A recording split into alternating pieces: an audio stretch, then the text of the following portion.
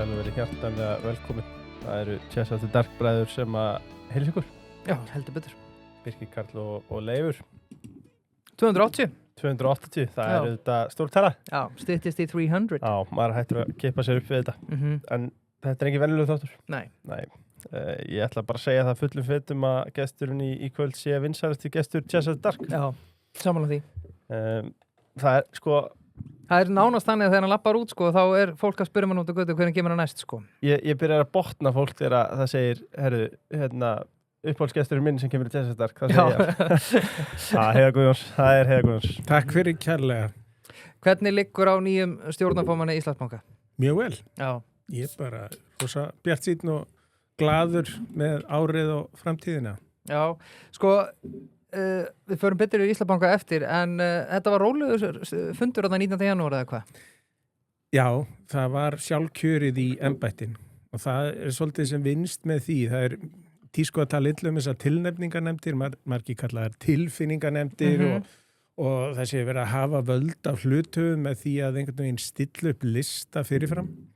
En það sem að er í þessu að það eru öll lönd í Evrópu með svona fyrirkomulag. Já. Og það er einhver ástæði fyrir því og hún er svo að það er erfitt fyrir stóra hluthafa að tala sér saman um eitthvað.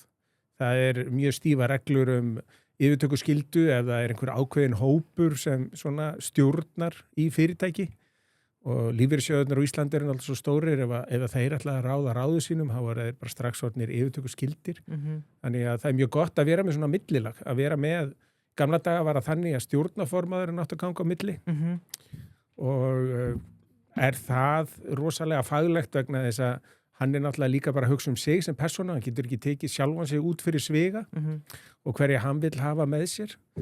Þannig að þá er það þannig að það getur verið betra að hafa svona millilag, svona tilnefningarnefnd sem er kosin að hluthöfum og síðan talar við mismunandi hluthafa og fær óskir þeirra hvernig stjórnin á að vera samsett.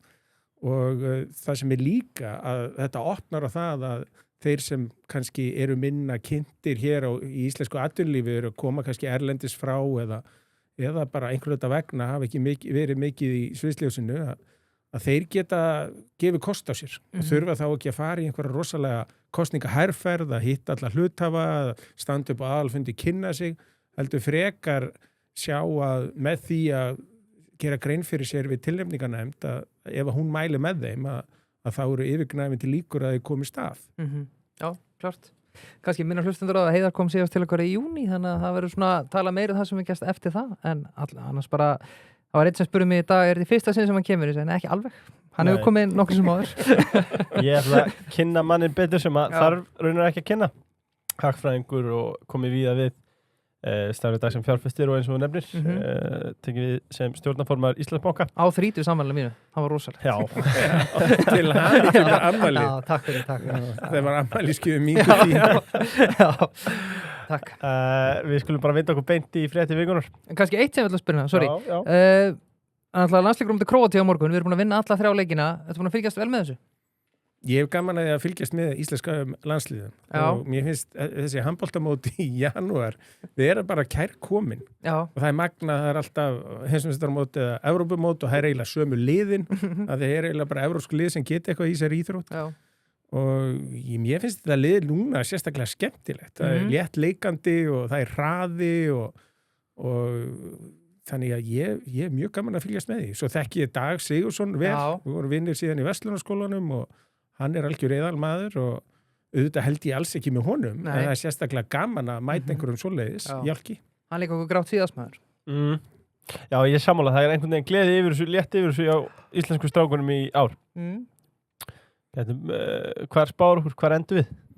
Já, ég vona að við komumst í undanúrslit, svo veit maður aldrei neitt. Þetta er náttúrulega aldrei svona tilvílunum háð á móti hverjum við lendum en maður sér í þessu móti þá höfum við verið mjög heppnir með andstæðinga, riðil og milliriðil. Já, við getum alveg viðurkennt það og það er svona eina sem hræði mig hvað íslenska þjóðin er í ákvæð því að Ungverjarnir endar er á niðurleið en þeir voru langt besta lið sem við mætt en svo náttúrulega í þessi Ítalir og Pólverjar gátu lítið sem ekki neitt þannig að bíðum og sjá Já, en þetta bara skemmtilega að vera bjart sín og taka þátt í gleðinni. Sjáu þið Færeyinga, bara 10% af þjóðinni bjó í einhverju skipi og fylgdi sínu fólki. Já, það er rétt. Sko, Færeyingar eru geggjar, gera flott í fótboltanum líka og þú veist, ég held að séu sko ein stelpa sem best í kvennalandsliðinu og síðan 2 bræður í karlalandsliðinu. Já, það kemur ekki út. Þetta svo svakalega lítið sko, það bara heil fjölskylda sem halvt landslið, karlokkarna megin.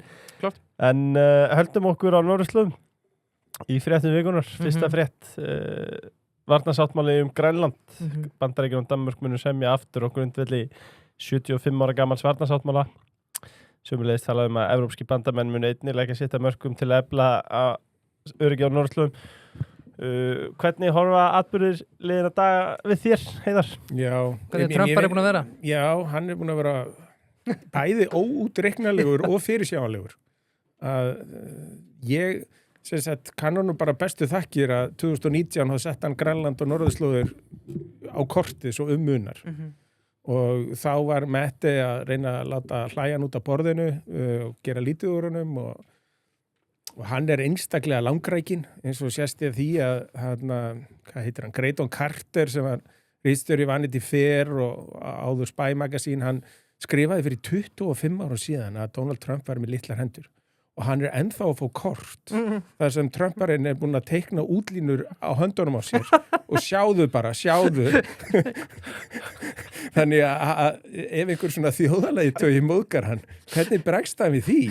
Og við sáum alveg hvernig hann brást við því og hún að fara í erfiða kosningar, þannig að hann svo sem með því síðan að lýsi yfir fullnaðarsigri að þá hann að gera henni dálítið erfitt fyrir í næstu kosningum vegna þess að Danmörk í sjálfu sér að Danmörk eigi Grænland eða líti á það sem hluti af danska konungsdæminu að það setur Danmörk í þá stöðu að vera 13. stærsta land í heimi 13. stærsta land út frá landmassa ef að þeir á Grænlandi lýsi við sjálfstæði að þá verður Danmörk númer 137 í röðinni og þá hefði Anders Fogh Rasmussen sem var eins og forsætisráðherra Dana, hann hefði aldrei orðið framkvæmdastjóri NATO ef þeir hefðu ekki Grænland og þá sagt að Grænland sem sagt sé svona krúnu djásni hjá þeim og án Grænlands þá sé alþjóðleg staða Danmerkur eins og bara erotísk búð í Norður Þýskalandi, það þeirra vikt á alþjóða vettvangi,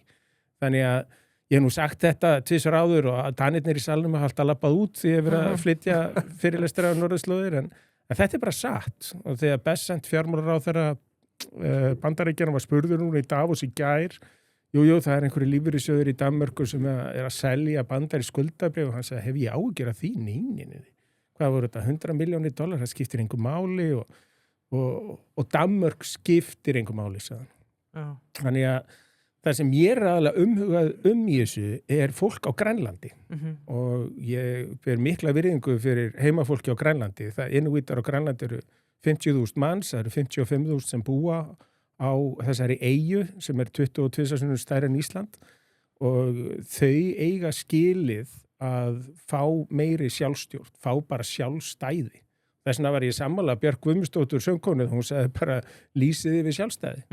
Þetta finnst mér vera svona sögulegt tækifæri fyrir Grænland, alveg svo við höfðum einstakar aðstæður þegar við lýstum yfir sjálfstæði 44 og gerðum samninga við Bandaríkin. Bandaríkin voru komin hérna með herstöðurnar og tóku við að Bretum 41 en þetta voru það Bandaríkjamenn sem studdu okkur og síðan í framhaldi af því að í alls konar málum sem voru erfið og flókin, ég tala kannski bara nefni sérstaklega þorskastríðin, vorum við með 2 varðskip að sigra breska flotan. Nei, það var út af því að Sámur frændi var á öxlina á okkur að þá hopuðu Bretar og þá ekki að gera lítið úr afrekum landhelgisgæslunnar, það bara skipti miklu máli hver stendur þér að baki eða fyrir aftan þig og styður við þig. Já, það sem ég ást áhugavert í þessu þetta leiður með fleiri spurningar, sko RÚV mætti með fjölmiðlamann þarna sem var þarna í einhverja 38 daga og ennþá að spyrja fólk að Bandaríkjamenn eru hræðilegir, sko af hverju eru orðin svona meðvirki í Dönum því að eins og ég les söguna þá hafa Danir ekki komið sérstaklega vel fram við Grænlendinga? Nei, þeir hafa komið mjög illa fram við Grænlendinga og kentuðu viljandi bara dönsku og enga ensku í skólakerfinu og það hræðilegt þetta lykkjumál tróðu getnaðvörnum inn í legkvenna þarna eða stúlkna og þær vissi ekki eins og af þessu og það var og þannig að stór hluti, það var alltaf 40% kvenna á barneignaraldri hérna fyrir 20 ára síðan sem voru ófrjóar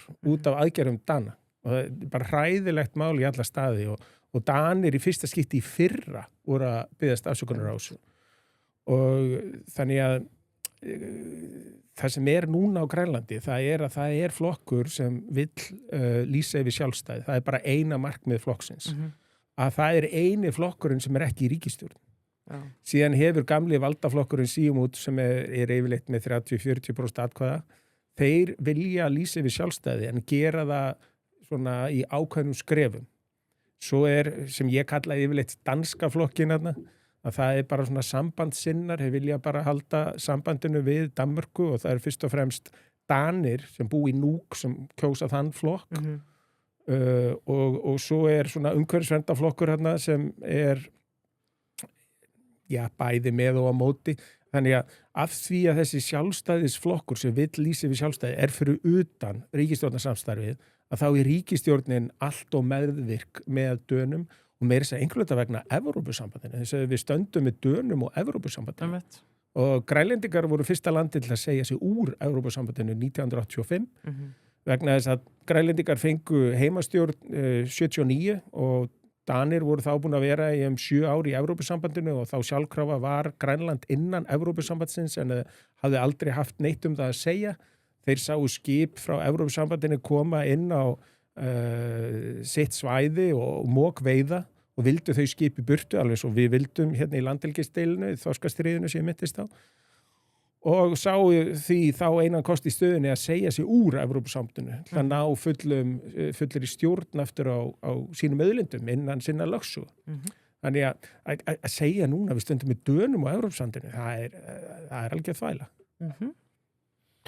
Sko, það var áhugavert sem að Trump nefndi í ræðu sinni þarna í Davos sko, þegar hann talaði að því virtist Ísland þegar hann átti við Grænland 4 sinnum. Ja, 4 sinnum og síðan er upplýsingafulltrúi Hvítahússins spurður út í þetta, Caroline Levitt og hún segir nei, hann er að tala ís út af hafi og ís út af hafi getur verið Ísland þannig að þú ert örugglegast ekki hann en er hann í 70 skáka því að það er erfitt að átta sig á Trump sko? Já, ég held nú bara 78 ára gamall maður sem sefur 4 tíma á sólarhring og vinnur þess á milli að hann má alveg gera ráð fyrir því að hann mismæli sig. Mér finnst það ekki træðilegt. Vegna þess að af öðru sem hann sagði og ég laði mér nú fram að hlusta á ræðunans og þá fer hann svona út af handritinu eftir svona kannski 40, það má veltaði fyrir sér hvort sé þetta 35 mínútur eða 45 mínútur. Og þá fer ræðan svolítið mjög mikið út af sporinu. En fyrir þann tíma, þá var hann bara, fannst mér, ótrúlega skýr með stefnu og skilaboð sem hann vildi koma þarna á framfæri. En síðustu 40 mínútur af ræðinni og samtalið sem kom þarna á eftir, það var skrautlegt. Sko, eitt sem ég er að velta fyrir mér, fullnaðan sigur, segiru, hver er sigurinn? Hver er niðurstaðan? Þetta er alveg eins og hann sagði að við verðum að taka yfir Panama-skurðin. Svo fékk hann sem sagt BlackRock sem er stærsta eignastýringafyrirtæki í heimi og fleiri til að kaupa þarna land og umsvif sem kínversk fyrirtæki áttu. Þannig að Bandaríkin per se í sjálfu sér hafa ekki stjórn á Panama-skurðinum. En hann náði að hugsanlega íta þarna frá kínverskum áhrifum og þegar það var komið þá bara lýsti hann yfir fullnaðarsigri eins og hann hefði náð sínu fram. En hann gerði það ekki með það sem hann hefði sagt áður. Alveg eins og með Grænland núna, það var líka bara mjög gott viðtal við Óla Ragnar Grímsson, fyrrverandi forseta á ríkissjónvarpinu í Silfrinu á mánudaginn og hann lýsti þessu mjög vel og sagði mitt að það voru 3 sviðsmyndir, ein væri sú að menn myndi setla málin en samt myndi Trump lýsi við fullnaðarsigri og það virðist vera að rætast. Og það er náttúrulega gagnvart öllum besta lausnin og svo má ekki gleyma því að það sem hefur átt sér stað á Grænlandi vegna þess að það eru mjög krefjandi aðstæður að að 2015, 16, 17 hafa verið að byggja upp höfninni í Núk þannig að kæmist þarna skemmtiferðaskip og kæmist stærri skip og þetta líka í tengslum við einokana fyrirtæki sem í ríkiseigu sem sér alla flutninga til og frá Grænlandi sem heitir Royal Arctic Line. Þeir gerðu samstarfi Eimskip og það þurfti að stækka út af þessum 2000 gámaeiningaskipum sem voru að koma þarna og þá voru það bandaríkjamenn og bandaríski lífeyrissjóðir sem lánuðu og greiddu fyrir því að það var hægt að byggja upp höfnina. Síðan á að selja flugvöll í Narsarsuaq og einhverju vinir mínir á Grænlandi, ég hef verið mikið þar að þeir voru að spyrja getur við fengið Íslendinga, ég segi að verið sniðavast fyrir þá að fá kínverska aðila. Þannig að þeir fengu fyrirtæki sem heitir CCCC, China Construction, eitthvað Corporation og eitthvað sé viðbót, að þeir kom inn í hópinn með þá hvað mannviti verkfræðistofunum frá Íslandi og voru að gera sig líklega til að bjóða í þetta. Og þá kviknaðu öllum rauðum ljósum í Pentagon og Washington og þá kom Trump inn og sagði og Biden stjórnin með þess að hélta áfram með það og sagði bara við Danina, nú verið þið virkilega að leggja eitthvað til og þið verið að hjálpa til við að stækka flugbrautina í Núk og stækka flugbrautina í Ilulissat og svo framvegis. Þannig að bandaríkjamenn hafa verið að styðja Grænland mjög vel og þess vegna finnst mér einstaklega óheppilegt hvernig þetta kemur út núna og hvernig Trump virðist vera að stuða mjög marga á Grænlandi. Vegna þess að ef hann hefði komið inn með opinn faðminn og meira svona á rólegri nótum, þá hefði hann gengið mun betur að fá fólki með sér. Vegna þess að það engir kærleikar frá heimafólki til Dana eða Danaveldis og bandaríkjamenn eru miklu betri í að byggja upp hana samfélagið heldur en Danir. Danir, sérstaklega danskir félagsfræðingar, við fyrir að hugsa það, eru algjörlega búin að skemma nánast þessa þjóð. Já. Sko, einmitt með Trump, hvernig hann fer fram af, ég mætti segja ofstopa í alþjóðamálunum í þegar rafmögnu andrúmslofti einhvern veginn, þar sem maður að sjá heimsveldin, það ekki alveg ljóst hvert við erum að fara, hvar völdin verða og þetta brotætt ástand, en sko bara sem fjárfestir og viðskiptamaður, hvað finnst þér tæknina sem hann að beita í samningum? Kannski líka að setja niður svona akkeri eins og nefnum með skurðin og núna með Grænland, setja niður eitthvað akkeri og síðan ná sínu fram á annan hátt. Er þetta eitthvað til eftirbreytni fyrir pólitíkusa eða? Já, þetta er ekki nýtt sko, Teddy Theodore Roosevelt sem var frændi Franklin Delano Roosevelt sem var fórseti í kringu 1900. Hann var alltaf með gulrót og svipu og það er svolítið eins og en hann sagði líka sko, speak softly but carry a big stick. Trump sko speaks loudly and carries a big stick. Þannig að ég reikna freka með því og ég held að allir séu sammála því að þessi áætlun frá Theodore Roosevelt að vera kurteis sem sína alltaf, ég meina ef við náum engum árangri þá hef ég ýmis úrræði sem ég get beitt en ætla mér ekki að beita. Ég held að það sé miklu líklegra til árangurs. Hann segir það með í ræðinu í gær eitthvað svona, þið getið slaka og ég er ekki að fara að beita hervaldi eða. Svo var hann svona að reyna að fá fólk í salundinu að hlæja sko, það var lítil stemming fyrir því sko. Nei, og svo hann náttúrulega ég veit ekki hvað íslenska orðið yfir narsisisma sko, þetta snýst bara hann. Já. Og að hann ímyndi sér að hann sé einhver skemmtikraftur þegar hann búin að vera að hóta fólki alveg hræðilegum, efnaðislegum þrengingum að það fari síðan einhver að hlæja bara að bröndurunum hans, það gengur ekki alveg upp.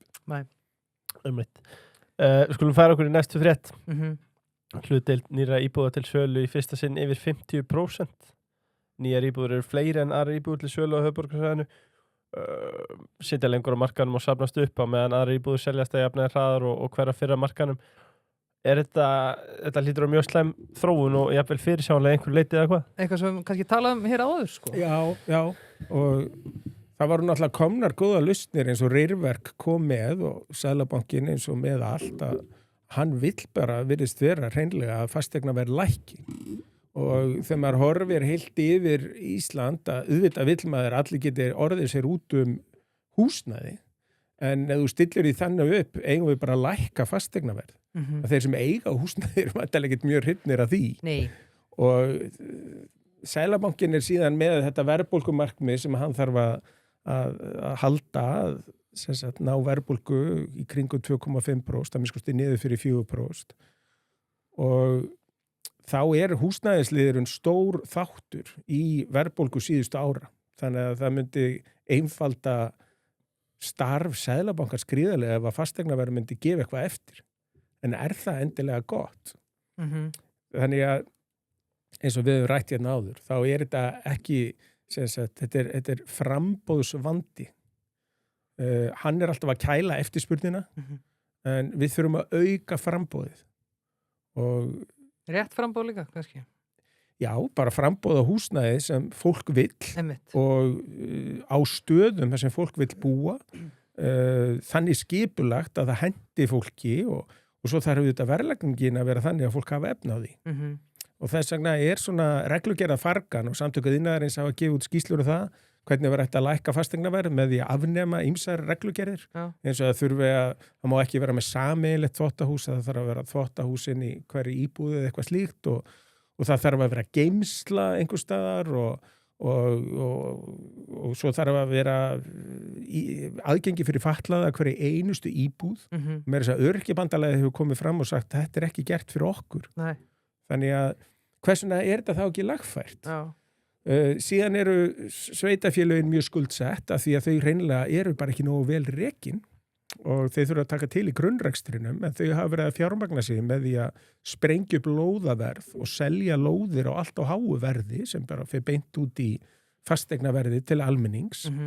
Þannig að þetta þessi tveir þættir. Ef þú afnemur einfalda reglugerðirnar þá þetta að lækka framleiðslukostnaðinn og íbúði ímynda ég mér 100.000 á fermetrinn og ef að síðan lóða frambóði eykst þá aftur hægt að auka og það bara selt á kostnaðarvirði, sem sagt, hvað kostar að leggja götur og auðvitað gatnagerðargjöld og eitthvað svona en kostar að bæta þessu hverfi við, það selt á því verði en ekki bara til að fjármagna hallarekstur sveitarfélagsins.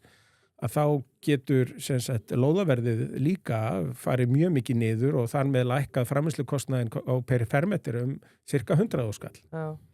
Maður veltir að því að tala um þetta með reyrverk og þótt gefa með þetta sambarlegt og annað, sko, þetta útspili á Seðlabankunum, að því að manni fannst þetta að vera briljant konsept fyrir þá sem voru að fara út á markaðin, en með þessu útspili á Seðlabankunum að setja þessar leigugreiðslur inn í greiðslumati þó að það sé að koma til 5 eða 10 ára, hvernig það nú þekki það bara ekki, en það hlýtur að allavega gera þetta útspil minna eftirsóknarvert. Já, það bara, það tekur þetta tækifæri af borðinu gagnvart mjög mörgum. Núna, þetta tækifæri var raunverulegt gagnvart fyrstu kaupendum, en það ekki lengur.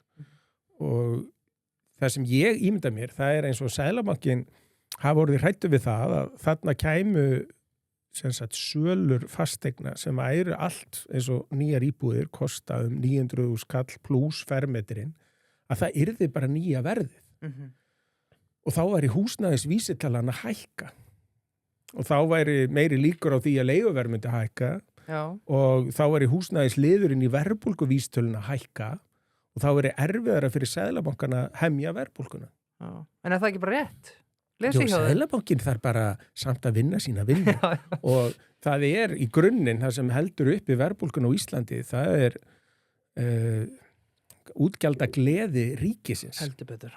Og mér hefur þótt Seðlabankinn ekki benda nógu mikið á það að ef að ríkið myndi skila afgangi af fjárlögum sem á sjálfsögðu á að gera í svona ástandi eins og var í fyrra og hitti fyrra, það var blússandi hagvöxtur og ríkið þurfti ekkert að vera spýti í að þá væri verðbólgan miklu lægri og þá vaxtastig á Íslandi miklu lægra. En það aldrei magna með þetta eins og Trump og öll þessi mál og við getum séð líka bara demokrata í Kaliforníu, Gavin Newsom sem eru vantarlega forsetaefni demokrata næst á móti þegar Trump hættir og að það svolítið skuldabréfamarkaðurinn, það svolítið fjármálamarkaðirnir sem eru að kjósa menn inn og út og kjósa á meðan kjörtímabili stendur, gefa einhvern verk stjórnmálamanna. Og Trump fylgist voðalega mikið með hlutabréfamarkaðunum í Bandaríkjunum og sá að hann byrjaði að gefa eftir, bæði eftir Liberation Day, hérna 2. apríl og áfyrir hann að vind ofan af ýmsu sem hann búin að ákveða að fara í og svo núna með Grænland að þá byrjar hann að vind ofan af ýmsu, hann sá 10 ára skuldabriði, vextirnir á því hækkuðu. Þannig að, og 10 ára skuldabrif, hvað er það? 10 ára skuldabrif er svolítið grunnurinn af verðlagningu á fastegnalánum í Bandaríkjanum. Og kjósendur Trumps munu ekki kjósa hann eða republikana núna í þingkostningum í haust ef að þeirra ráðstöfunartekjur hafa ekkit aukist. Og það var hans stóra loforð. Að vextir ætti að lækka, olíuverð ætti að lækka, olíuverð er sannarlega búið að lækka.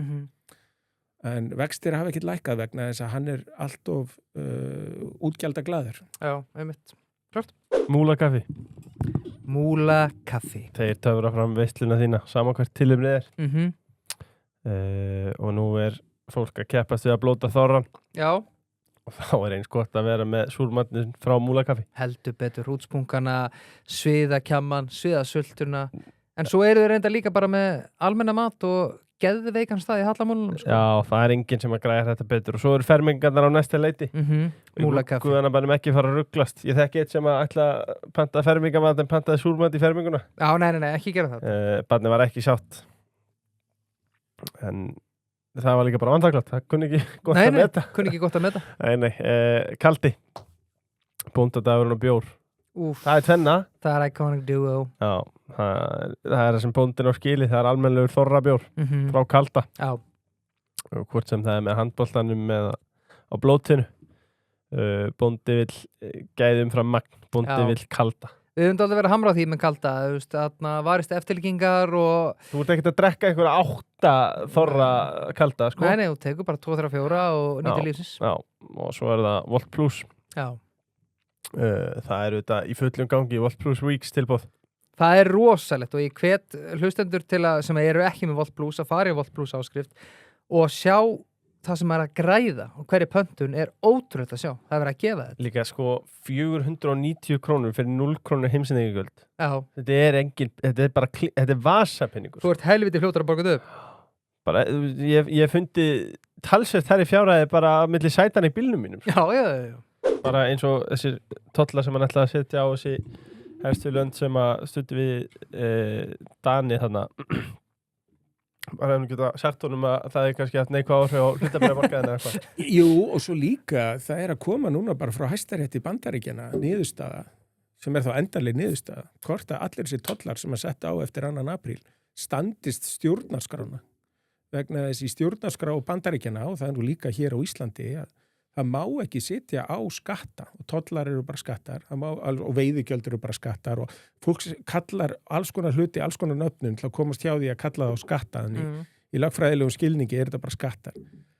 Að það er bara einn aðili sem má sitja svona á og það er þingið og í þessum tollamálum Bandaríkjanna sem forsetinn hefur verið að beita sérstaklega þá er það bara hann sem setur tollana fram hjá þinginu.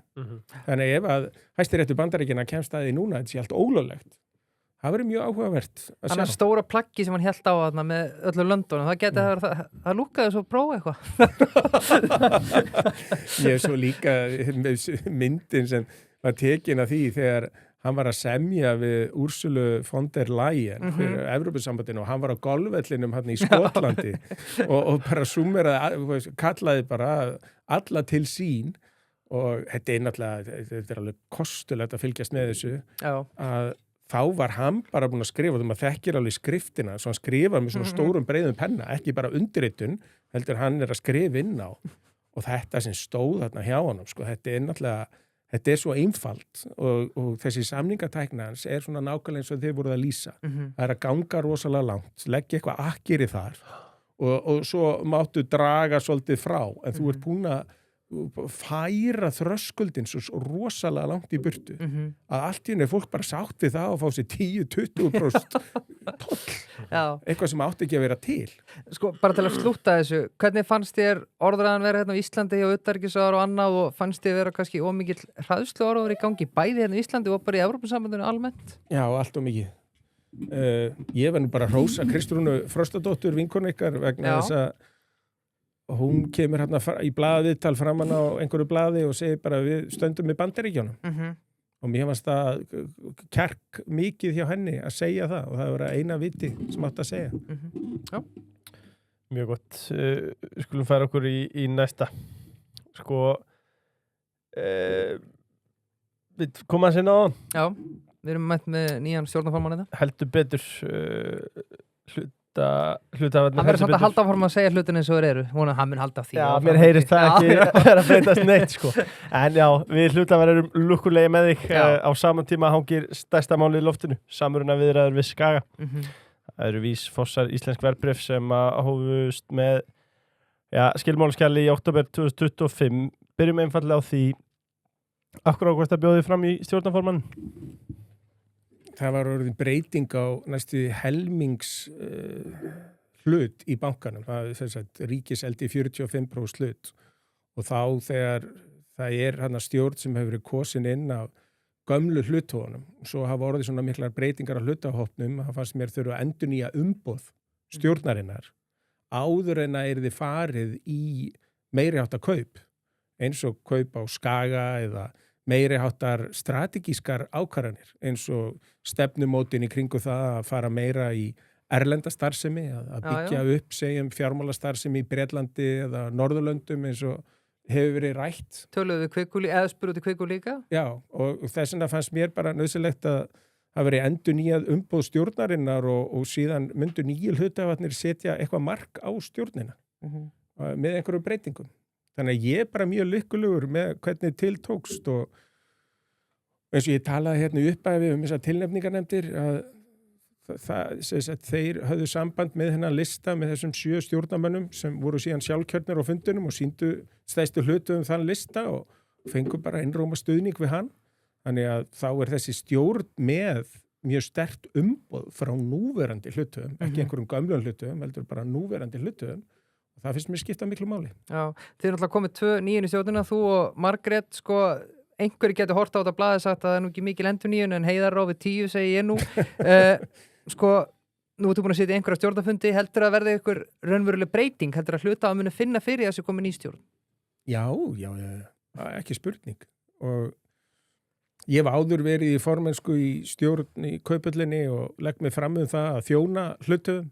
Þannig að ég er mjög duglegur að hafa samband við hluthafa og halda fundi með þeim og vil að þetta sé vegna þess að ég starfa bara í þeirra umboði. Þeir geta hent mér út hvernig sem þeir vilja og ég vil bara að þeirra vilji endurspeglist í störfum stjórnar.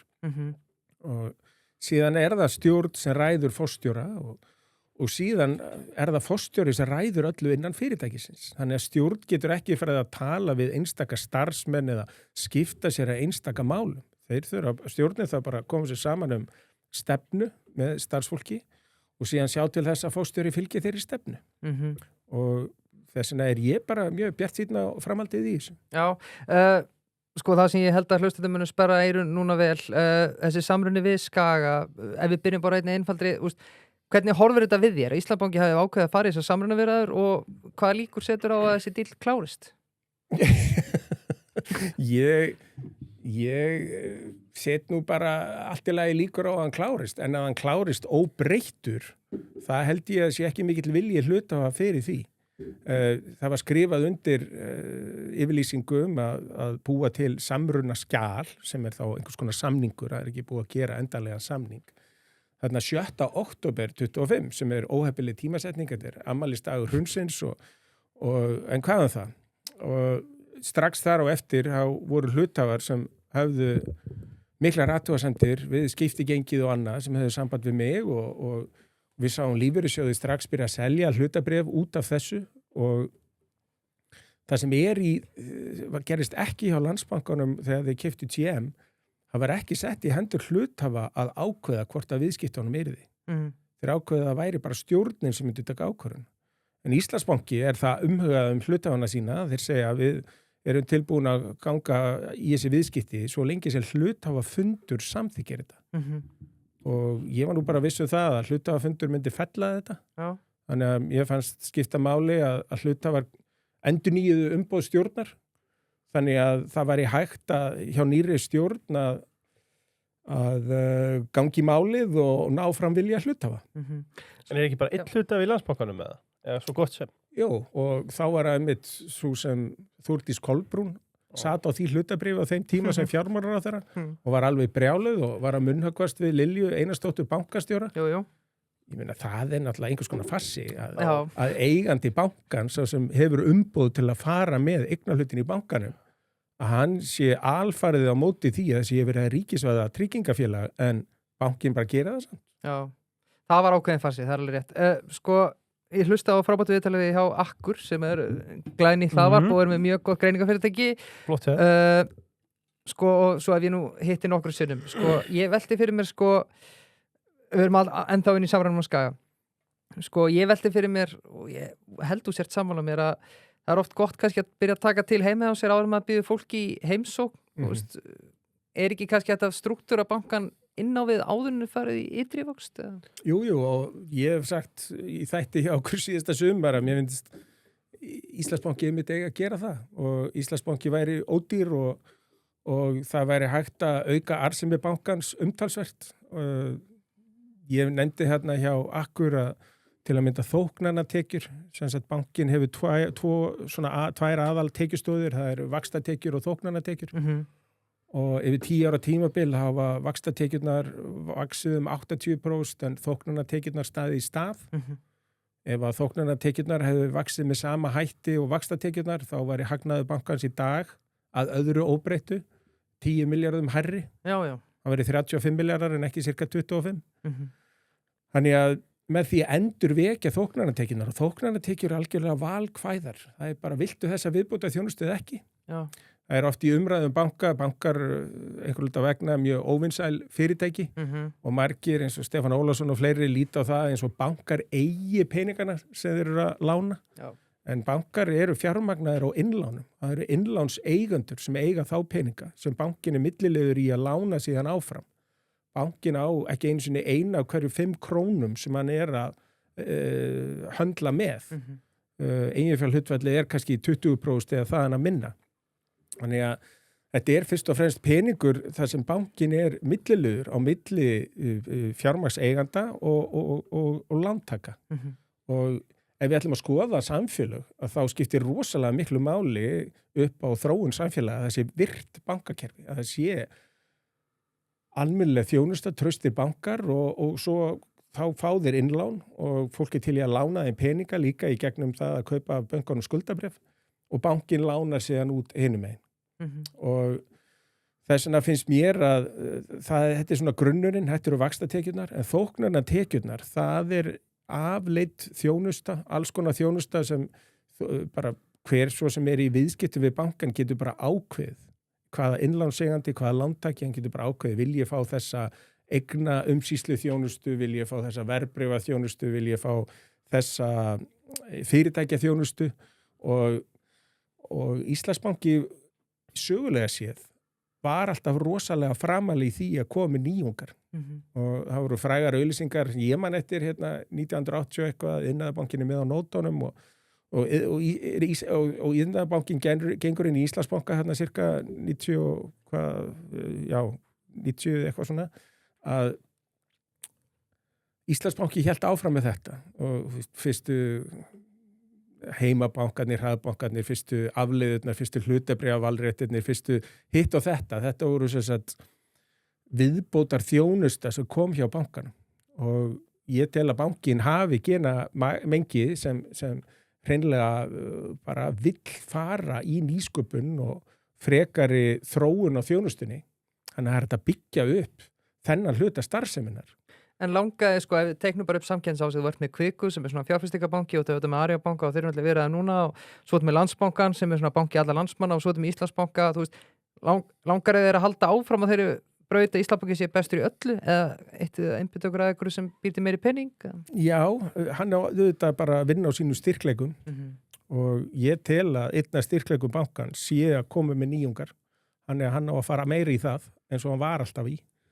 Og ég tel að það sé ónýtt tekjutækifæri hjá bankanum sem líka bætir upplifun viðskiptavina vegna þess að það er þá bara ný og betri þjónusta sem er í boði. Sko áns að fara mikið í Excel-netna að serta útreikninga í tilkynningu viðræðum að tala að viðskiptagengi Íslandsbanka verður 124 krónur á hlut og Skaga 21,18 og hlutafar Skaga fengju 15% í saminuðu félagi.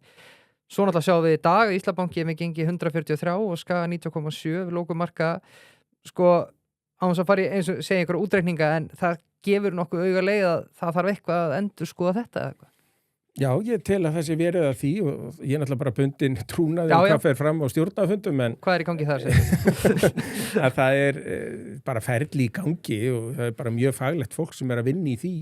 Það ekki eins og ég sé að semja fyrir hönd bankans, ég bara 1 af 7 í stjórn en ég kem inn núna í nýja stjórn sem með nýtt umboð frá hluthöfum og við erum bara að gæta hagsmuna hluthafa Íslandsbanka eins vel og við getum og ég bara mjög bjartsýnn á að það takist vel.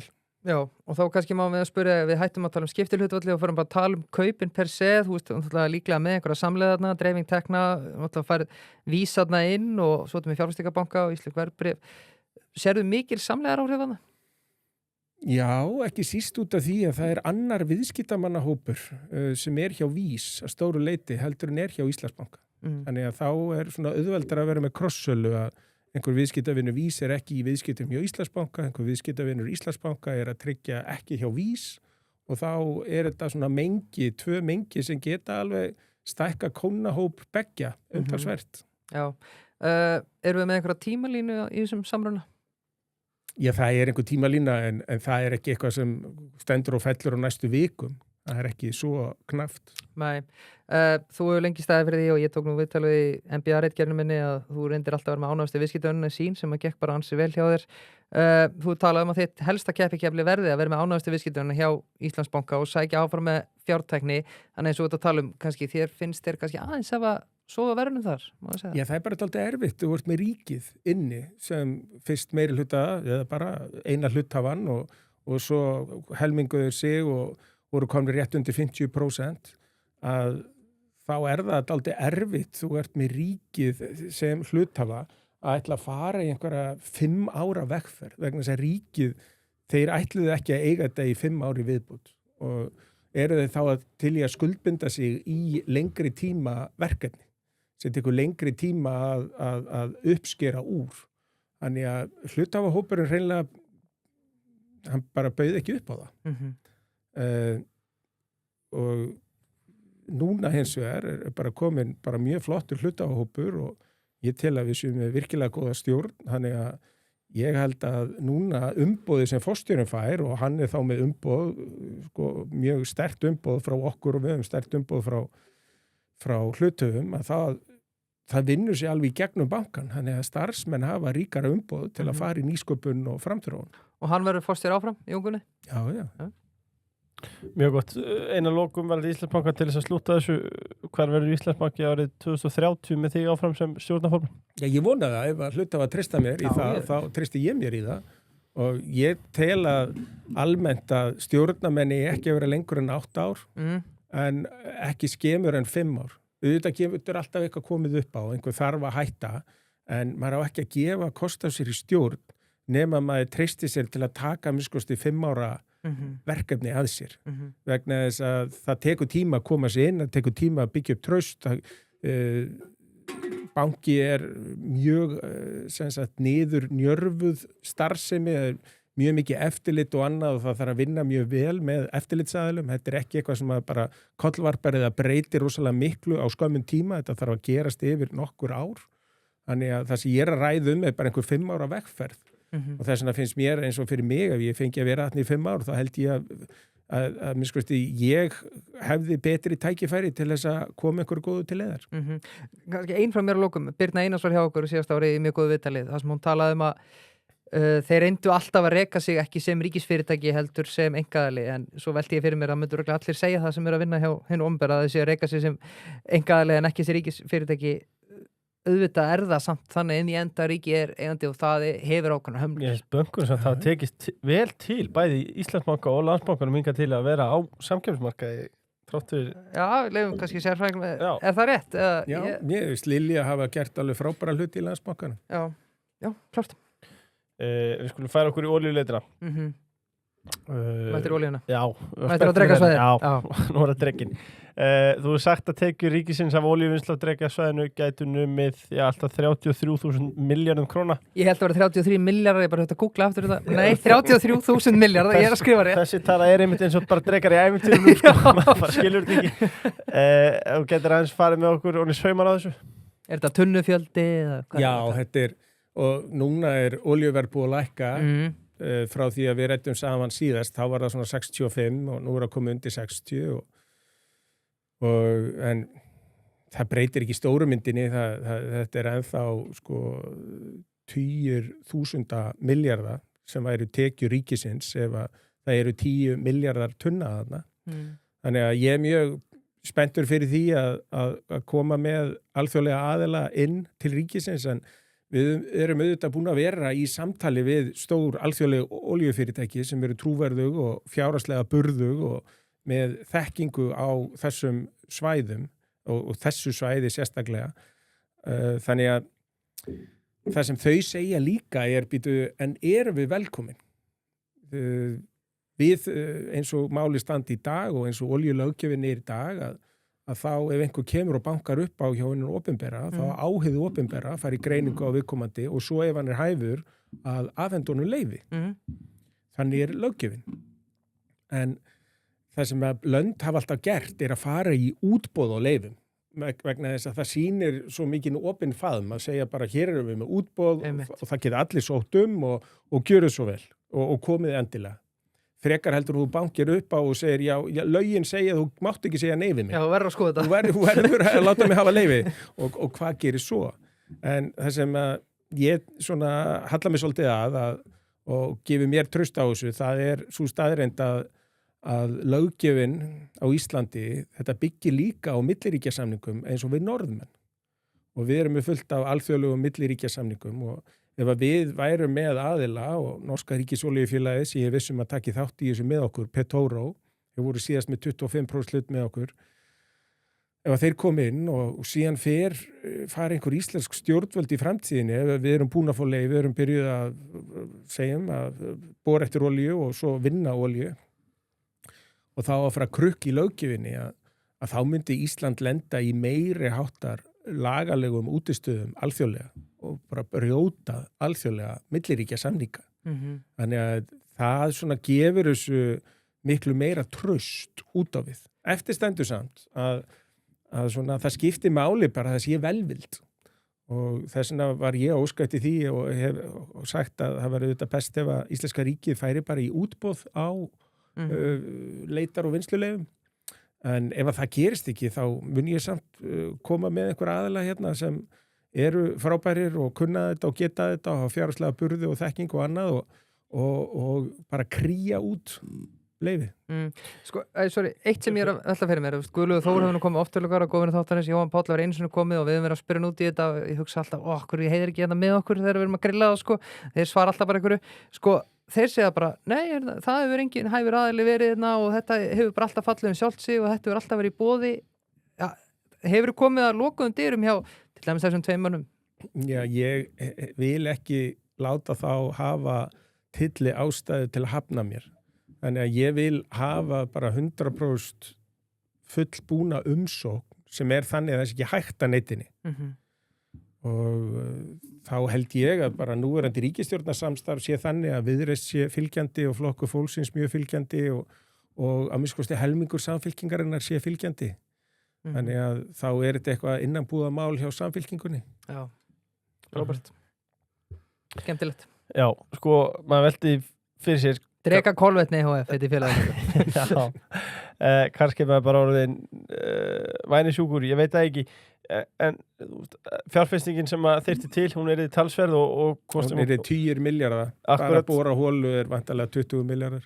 Og þú fengið Norsk Ólusjóðun með og mögulega einhverja fjárfestar frá Kína. Sko, myndi þetta stofna íslensku pólitískt, myndi að breyta pólitíska landslæginu eða þetta bara eins og nefndi með tækifæri til að mynda þegar við fengum sjálfstæði og núna grænlendingar mögulega fá sjálfstæði að fá Bandaríkjamenn til að segja þetta kappi við Kína eða er þeim bara kannski alveg sama? Það var mjög áhugavert eftir að kínverska ríkisolíufélagi kom með okkur í síðasta leifið 2013 að þá bara komu ExxonMobil og fleiri risar sem við höfum reynt að tala við áður og sögðu bara nú, já, þetta svona og þeir eru komni, núna viljum við vera með.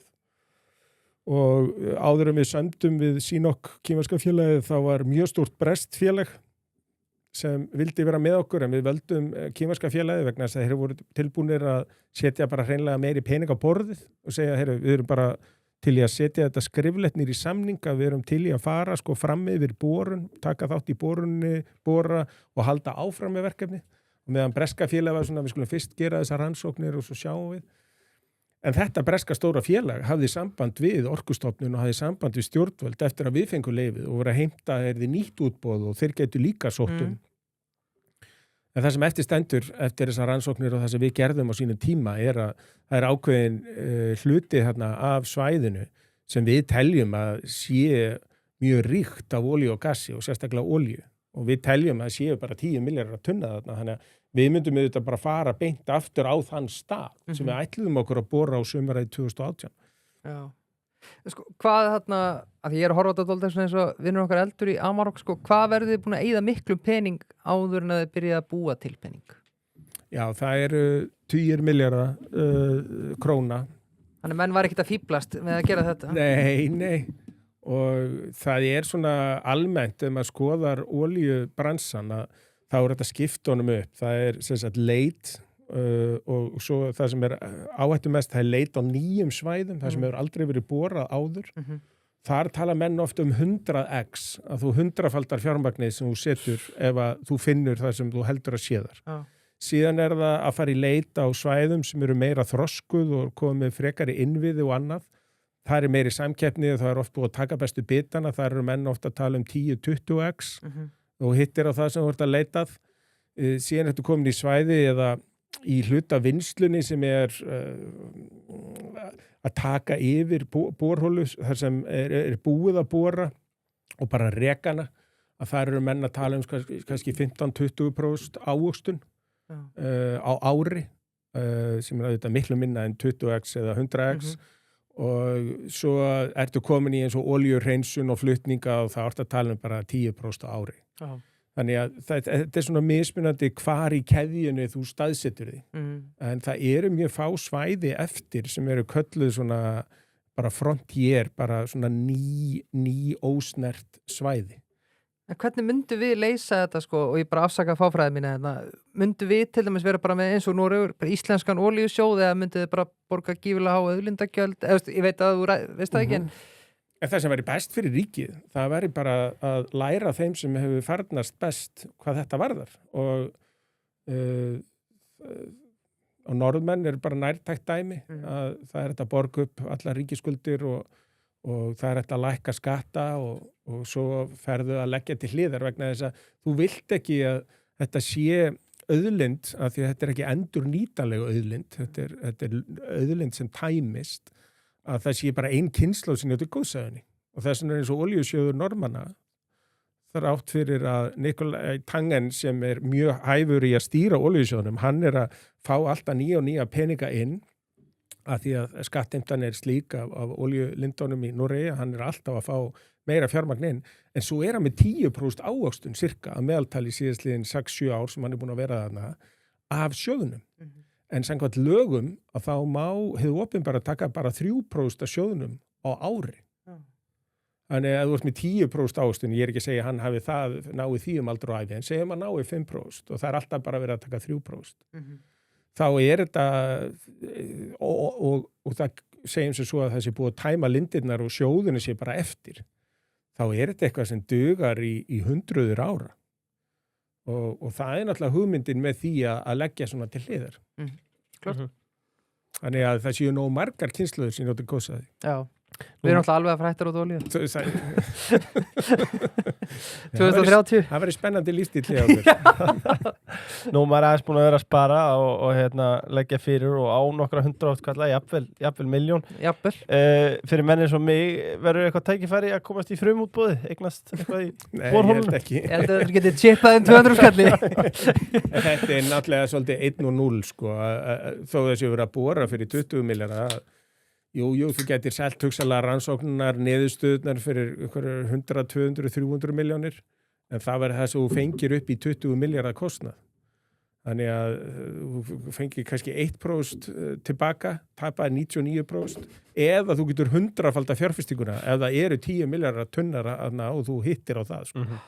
Það er ekki að það var tryggingu að banka fyrir svona það nokkuð. Þá væri nú fleiri í þessu kannski. Já. Bara að lókum, sko, hvað var það sem stoppaði þetta nákvæmlega á sínum tíma?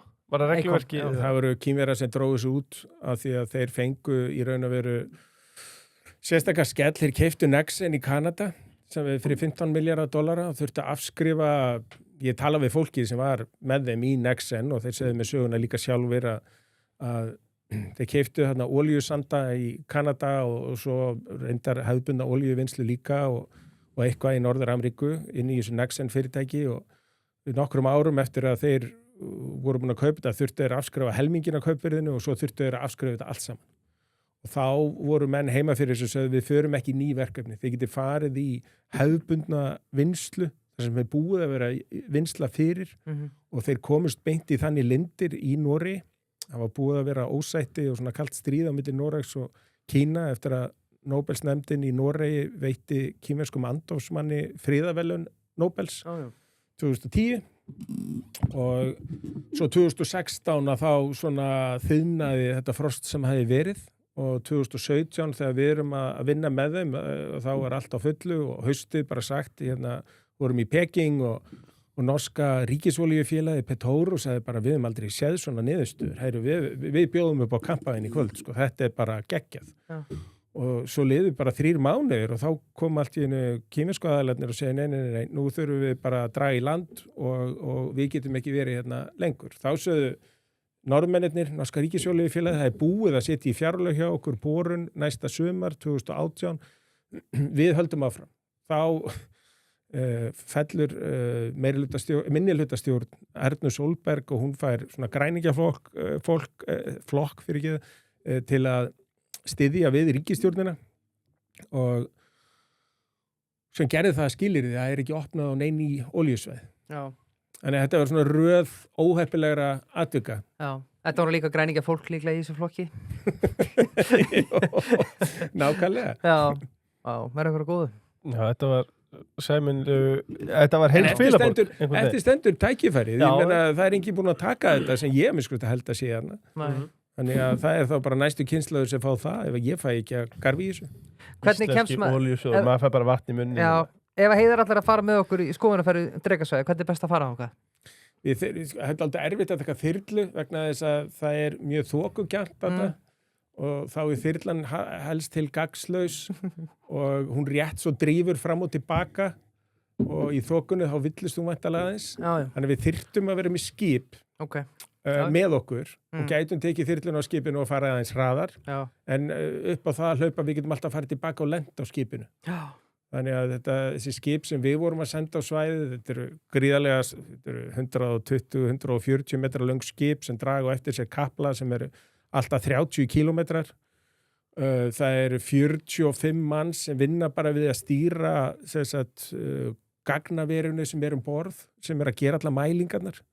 Og þetta er alveg gríðarlega flókið og flott, svo er svona kannski 15-20 manna áhöfn og þetta er svakalega tæknivætt. Þannig að það eru hljóðbylgjumælingar sem fara niður og í gegnum berglögin og þannig verið að leita að olíugildrum og svo er gríðarlega gagnavinnsla sem tekur við það er komið í land með allt þetta gagna að vinna úr þessu og teikna þetta upp og stilla saman við fyrri mælingar.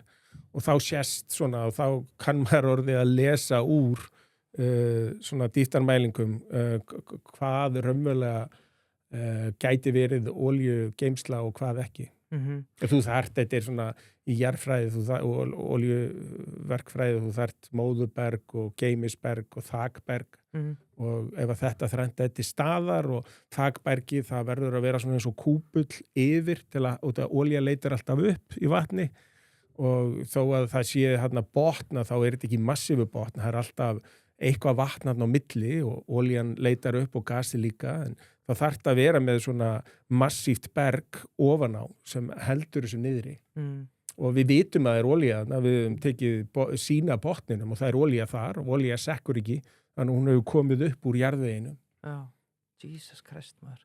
En þetta er svo flókið sem hann að segja að ég allavega ekki að fara að sækja mig að vera yfir þessar rannsókn. Sko, bara eitt, ef ykkur vantar samt mann til að sjá hvað sé olía þarna, þá ætla ég að segja að Leifur sá það strax, þannig að mætti Grænlands að það væri gull þar, þannig að hann geti bara farið á þyrlunni og séð það strax. Herru, við erum mættir í sín og margir... Mér var enda sagt að það væri sem kvarts og það er ekki saman hlutur. Þegar þú varst mættir með spreybrú og svona að skoða línuna, það var æðislegt. En Íslandsjóður? Já, þá var vel við hæfið að þeir séu með okkur í liði í þessum þetta. Já, einmitt, við vorum auðvitað að ræða einhvers konar fjárfestingar og eitt helsti kostu verðbréfasjóða er náttúrulega áhættudreifingin og möguleikin á að velja áhættustig sem hentar hverjum og einum fjárfesti. Þeir eru auðvitað með blandaða sjóði og þar getur dreift fjárfestingunni yfir ólíka eignaflokka. Já. Innan eignaflokka og jafnvel milli atvinnugreina og útgefanda. Já, bara passa sig og vera ekki að velja hlutabrif og pinpointaði einhvern veginn, bara leið, bara hafið kúrika staðins, en að sama skapi þarf maður líka að dreifa þessu, ekki setja öll ekki inn í sömu körfu og það sé áttunum líka við hann er alltaf stjórnarformaður Íslandsbanka og Íslandsjóður byrjar að kukka fyrir heiðar. Íslandsjóður. Smárikið, ef ég væri að markastýra smárikinu, þá myndi ég segja að smárikið vinnur ötult í þáu neytandans. Já, það gerir það. Besti vinnur neytandans eða eitthvað í þáttina þegar þeir vinna svo mikið þrekvirki og fá ekkert nema bátt fyrir. Nei, nema frá neytendum reyndar. Nema frá neytendum, já, sem að ég ætla að treysta því að sé að versla við á alveg fram á rauðanótt en þeir eru náttúrulega með opið alveg, ég veit ekki hvað og hvað. Og markastjórið er að gera nú vel með Pálma Gessinni í auglýsingunum sem eru geðveikar. Þannig að það er bæði, já. Hvort sem vilt fá þetta sent eða bæjalindana Fellsmúla Hraunbæ í Miðhraun. Já, einmitt, ef þú ert á ferðinni þá pikkar þetta upp. Nú ef þú ert búin okkar að kalda heimiðaður þá bara fer þetta sent með heimivolt. Rétt. Og það er grillmarkaðurinn. Að deila það er valkvætt en að fara í eftirréttin. Það er ekki valkvætt. Á grillmarkaðurinn, það er ekki valkvætt. Þú ferð bara í hans. Ég fór í ostakókuna síðast í þriggjarétta og þetta er helviti gott. Nú er janúar að... Ég er svona svolítill sorbetkallar, sko. Já, það er helviti gott, sko. En janúar er að hverfa okkur. En ertu búin að fara í T-bone-stekina á grillmarkaðan? Já, ég er búin að fara í Tomahawk-stekina. Já. Á Tomahawk-stekina, segi ég. Á 50 dögum, 50% afsláttur, sælar. Það er rosalegt. Já, og nú er janúar að fara, þannig að í Guðanabænum 8 og 9 fyrir þriggjarétta. Sælar. Sælar. Brandur, hámarkaðar sem er með vel skilgreindu vörumerki. Bestu íslensku vörumerkin 2025 hafa verið tilnefnt. Við auðvitað tókum þau fyrir síðansta þetta og leiðum gestum að væri sér sitt svolítið. Já, þetta eru 5 flokkar. Og það er gaman að við vorum að velja Húra Kópói. Já. Það er nýtt, ekki Húra Reykjavík. Já, en það er Húra í Smáralind. Við sjáum síðan öll í hörpunni við hátíðlega viðhöfn.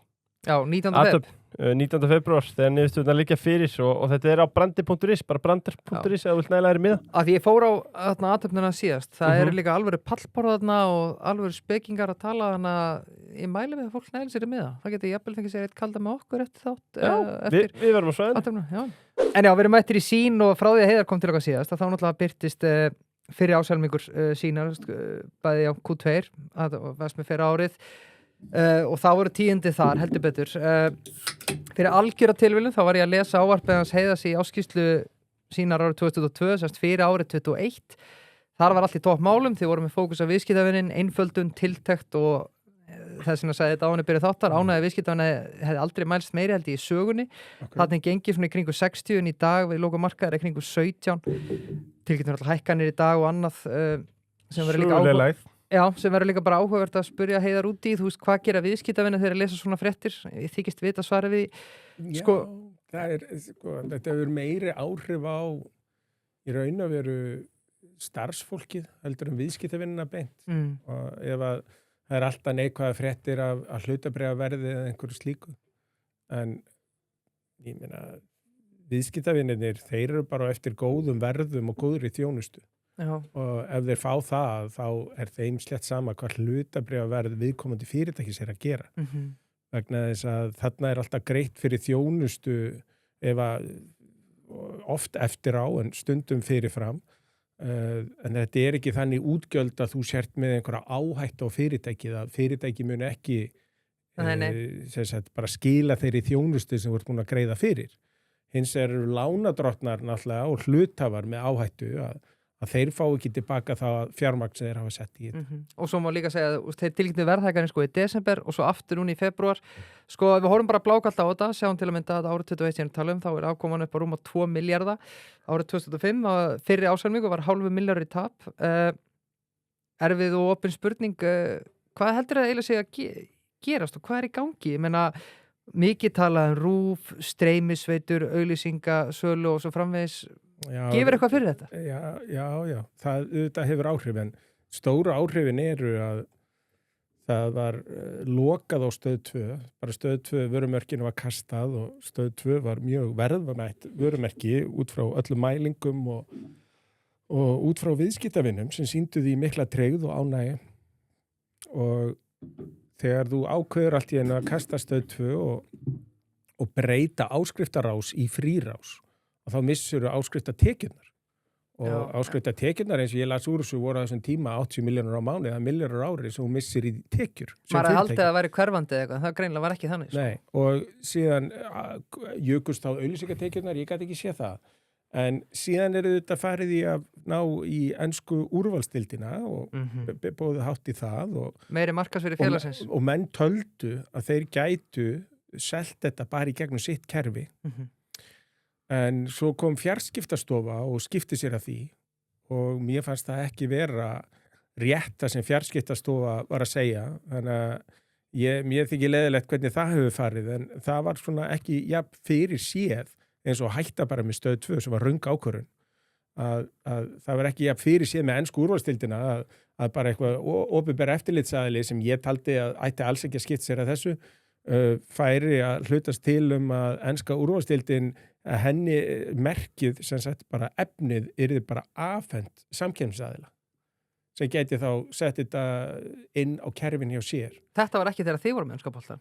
Þegar Síminn var með enska boltan þá var það þannig að þeir afhentu okkur sölu á rásinni sinni og núna sýnist mér hafa trú að því að þeir hefðu geta sagt við erum hérna með app sem allir geta keypt í gegnum og það hefði þá sem sagt ekki verið samkeppnishamlandi og samkeppniseftirlitið hefði þá ekki gert athugasemd við það, en þá kemur allt í einu fjarskiptastofa og gerir athugasemd.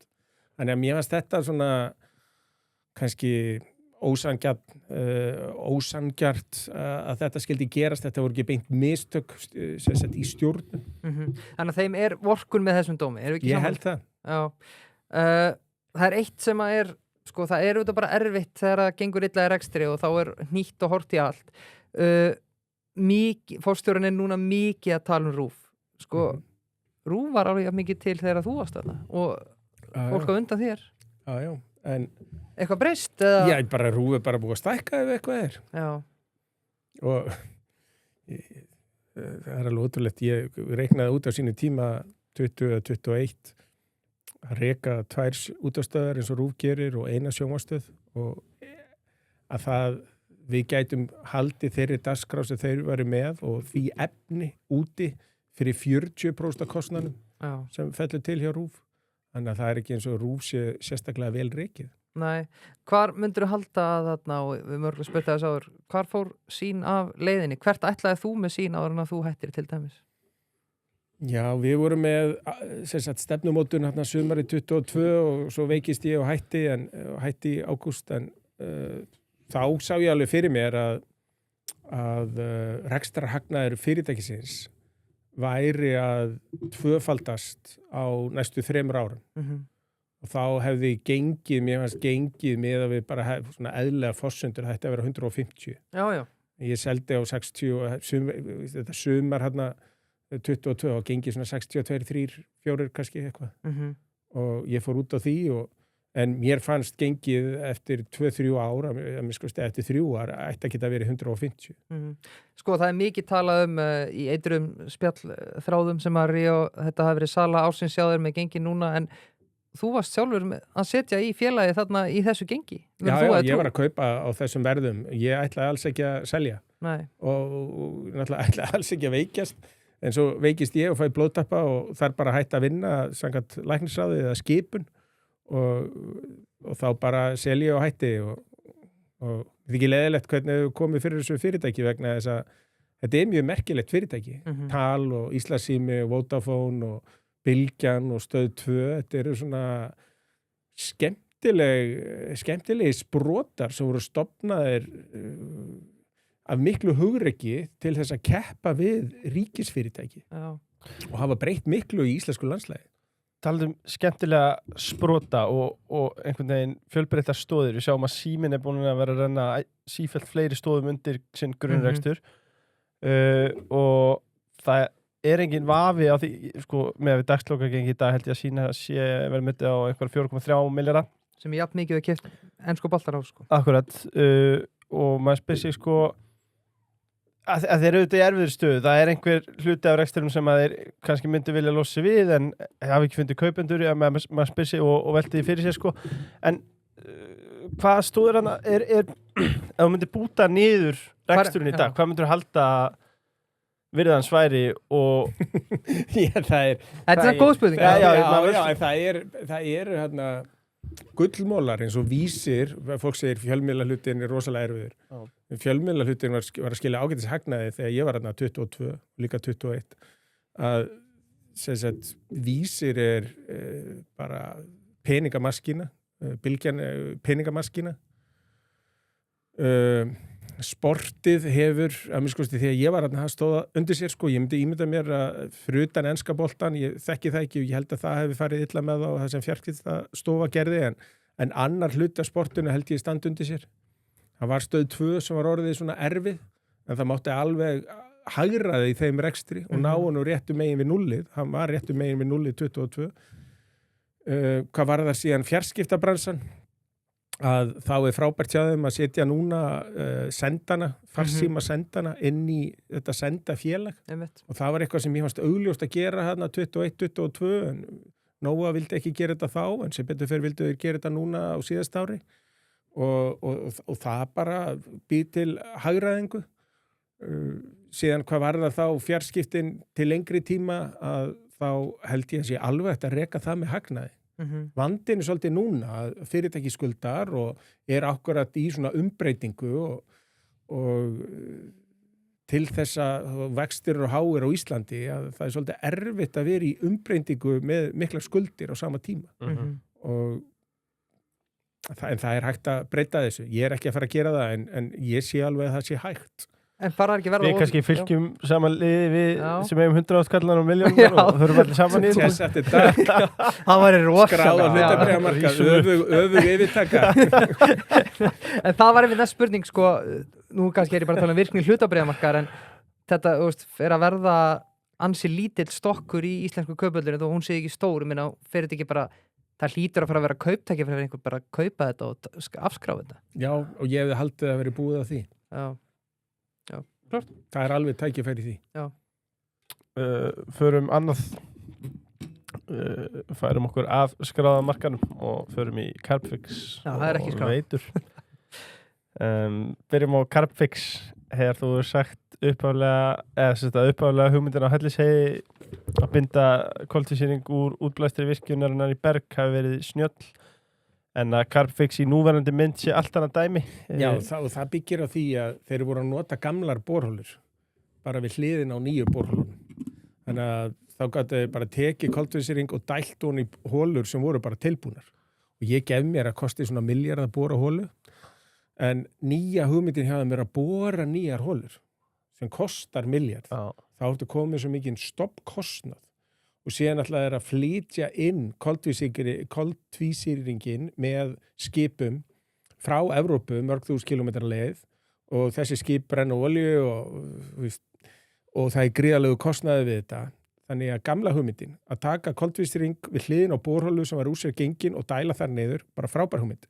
Nýja hugmyndin að bóra nýja holu, færa koltvísýring langa vegalengd með oljuknúnum skipum, það er ekki sama hugmyndin. Nei.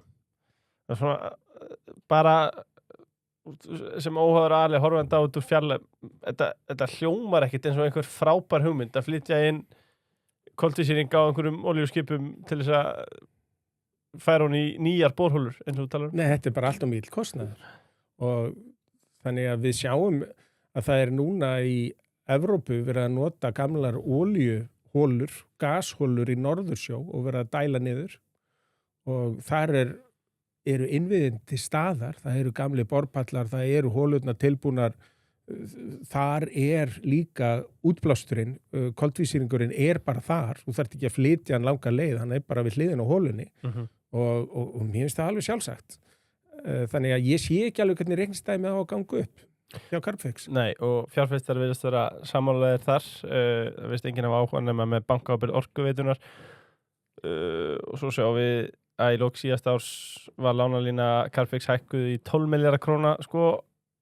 Hver ber ábyrgð á þessu rugli? Er það stjórn Carbfix, stjórn Orkuveitunnar, borgarstjórnin? Já, allir þessir aðilar og þetta er bara dálítið leiðilegt og það er náttúrulega blandast inn í þetta núna, Veitur sé að hækka verðskrána vegna þess að Orkuveitan, móðurfélag Carbfix og Veitna, Veitur er sem sagt sá hluti Orkuveitinu sem bara dreifir heit og köldu vatni og rafmagni og það er svona sér leifis business, það má eiginlega segja að það sé einokuna business, það er bara ein pípa inn til þín og það er pípan sem Veitur eiga. Þannig að þeir eru að hækka núna eitthvað fastagjald hjá sér og það er mjög óbelegt hvernig það er gert þarna ef ég mann rétt daginn fyrir menninganótt og enginn að fylgjast með neinu og það er ákveða sérstaklega að hækka þetta gjald frekar en önnur gjöld sem Orkustofnun og einhverju svona eftirlitsaðalar þyrfti að samþykja eða segja ráðuneytið þyrfti að samþykja sem hefur með þennan málaflokk að gera. Þannig að þetta er svona eins og þessi verið að reyna að lauma þessu í gegn og Orkuveitan sem á bæði Carbfix, ljósleiðarann og Veitur og Orkunáttúrunnar að það félag ætti að hafa úr nægum fjármunum að spila. Já. En þeir hafa svelt hitaveitukerfi hjá sér.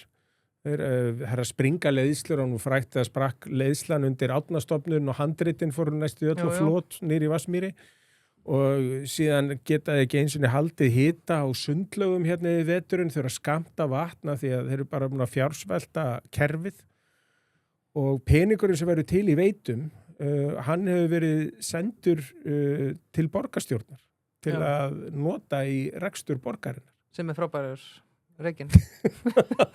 En þetta er bara dulbúin skattheimta á almenning. Já, ég ætla að spyrja áður fyrir mig Veiturnar. Rétt eins og með lóðirnar. Já, eins og með lóðirnar. Svífurðilegt. En að við skattgreiðendur, þetta eru bara við skattgreiðendur sem erum að sjá Carbfix, þetta er svo mikið gæluverkefni. Þú veist, þetta væri allt í lagi, þetta væri bara einkafyrirtæki. Já. Og það var einmitt niðurstaðan í greiningu 2022, þetta verið allt og áhættusamt fyrir dótturfélag Reykjavíkurborgar að standa í svona og þyrfti að fá áhættufjárfesta og þess vegna var Morgan Stanley bankin ráðinn fyrsta ársfjórðungi 23 og stjórn Orkuveitunnar var sagt að þetta væri bara svo gott verkefni að fólk biði í röðum eftir að taka þátt í þessu. Nú eru komið 3 ár og enginn kominn og borgin og dótturfélag þess, Orkuveita Reykjavíkur, hefur þurft að lána og gangast í ábyrgð fyrir Carbfix alla þennan tíma. Og ég bara þori að fullyrða að það er engin erlendur alþjóðlegur áhættufjárfestir að koma inn í þetta. Þannig að þetta er bara borgin sem heldur á þessu. En Gylfi Magnússon var að segja að það væru 3 núna búin að skilin tilboði. Var það bara... Já, 3 sem væri eitthvað að skoða þetta. Já. Og það var svakalega langloka, það voru 57 á sínum tíma sem hefði komist inn í ferlið og við erum að tala um 3 árum setna. Já. Og svo sjáum við þetta fyrirtæki í Danmörku, Ørsted, sem var stærst í þessu í Evrópu. Með risaverkefni sem þau fóru í 23 og búin að skuldbinda sig að fara í fullt af öðrum verkefnum síðasta sumar og hættuður við þetta allt saman. Já.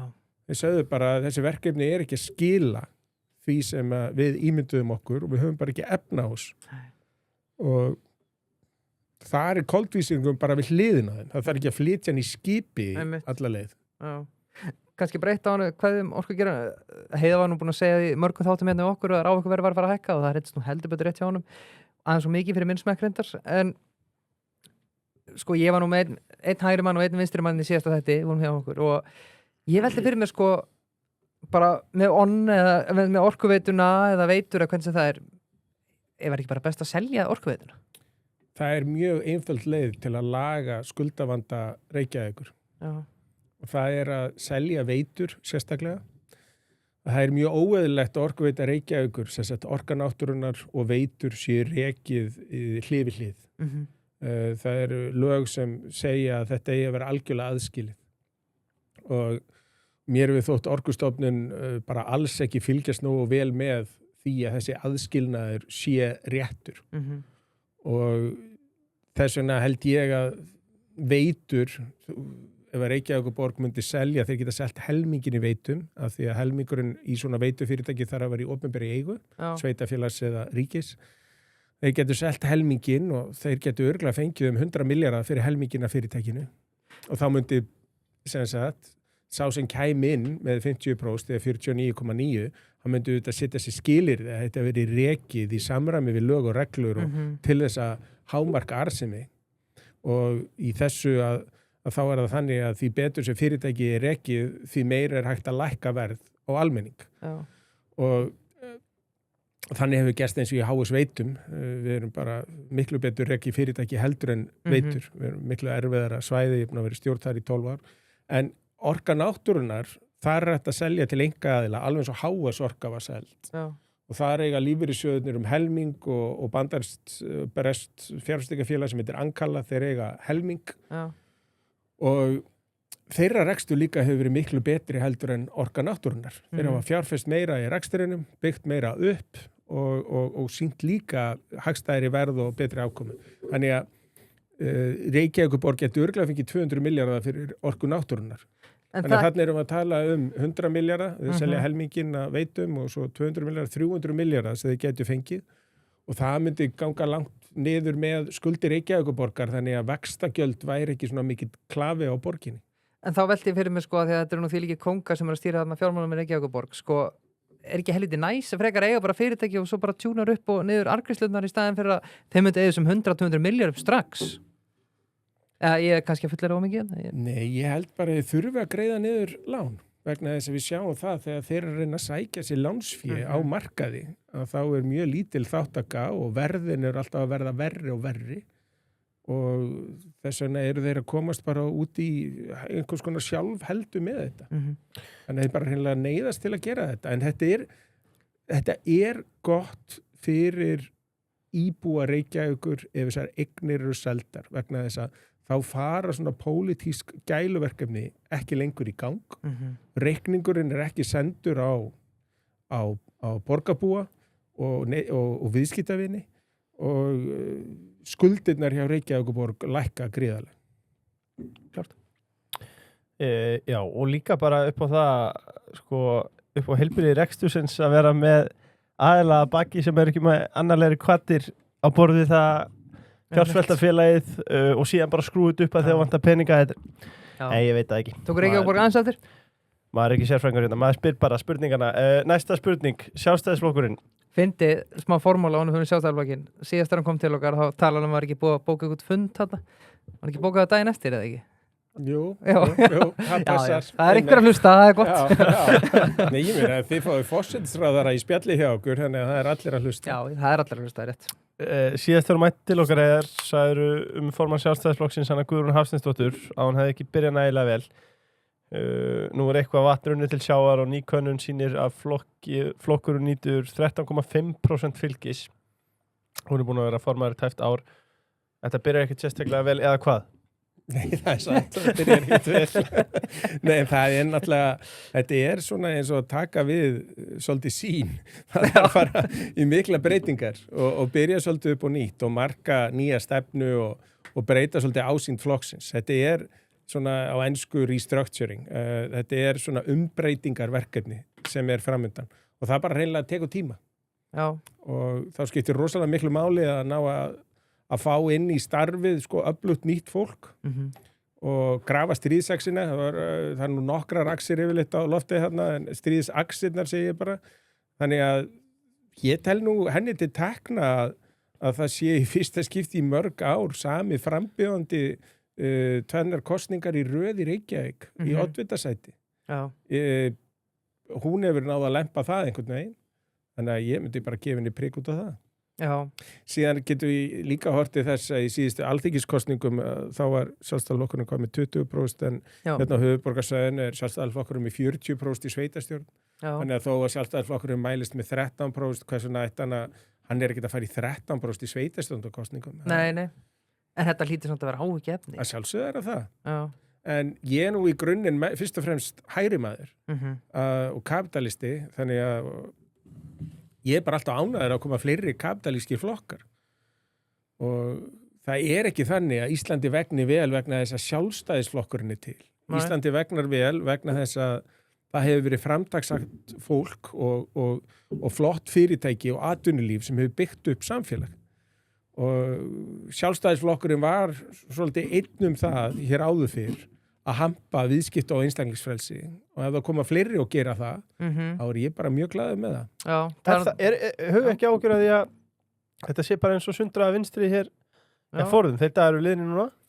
Já, við sjáum bara út í heim að þetta er að gerast það sem hefur verið bara eiginlega 2 flokkar eins og í Bretlandi að Reform er að taka rosalega mikið af íhaldsmönnum þar og eins og móti Rótena þegar ég bjó í Svíþjóð að hægri flokkurinn þar, hann er náttúrulega bara helmingurinn af stærðinni sem hann var alltaf. Að þetta er að dreifast á fleiri en ég bara fagna því að það koma fleiri hægri flokkar. Ég held að sá tími að þessi þetta samina alla undir einum hatti, hans er liðin. Já, klárt.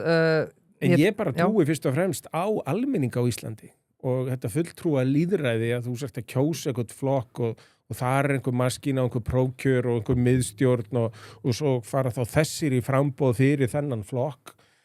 Mér finnst þetta svolítið gamaldags kerfi. Ég vil bara hafa fleiri meira bínt lýðræði. Það sem bara almenningur fær að kjósa. Það er svo lítið mál að kjósa. Við erum að höndla með ævisparnað okkar í gegnum bara síman, í gegnum rafrænu auðkenni. Við erum að undirrita stærstu viðskiptisvegum á lífsleiðin að kaupa fasteign bara með rafrænum auðkennum og svo framvegis. Hversna megum ekki kjósum bara alls konar mál með rafrænum auðkennum? Ég skilja það ekki. Nei, sammála því. Ég hlustaði á þáttinn sem það er ekkert mál að kjósa í dag. Kjósum bara hverjum degi, það er ekkert mál. Það var alveg viðhöfn í gamla dag. Ég hlustaði á þáttinn sem að þegar Heiða mætti fyrir í júni síðast segið svo að þetta sé bara ég að fá mig kaldan að kvöldin, maður er alltaf undirbúið sig. Þú sagði síðast að einmitt, þú kannski komst inn á þetta, að þingmenn Miðflokksins var oft meira eins og sjálfstæðismenn í málflutningi en sjálfur þingmenn Sjálfstæðisflokksins. Sjálfstæðisflokkurinn svo segir, voru með efnahagsmálin, skattamálin, atvinnufrelsi og annað. Frábært fyrir íslenska þjóð ef að þetta er að fara á fleiri flokka en Sjálfstæðisflokkurinn að verða bara of vók eða þurfa að fá Bjarna Ben aftur eða hvað þurfa að gera? Mér fannst Sjálfstæðisflokkurinn vera bara of samduna kerfinu og hann hefur bara orðið það á síðasta áratug eða meira og afskaplega fáir sem hafa verið í eigin atvinnurekstri sem eru þarna innanbúðar og mér fannst einhvern veginn umræðan vera svolítið á forsendum ráðuneytanna eða kerfisins frekar heldur en almennings. Já. Mér dettur í huga eins og hafa verið að tala að það mætti að taka séreignarsparnað og greiða inn á fasteignakaup sem ég veist bara algjörlega sjálfsagt.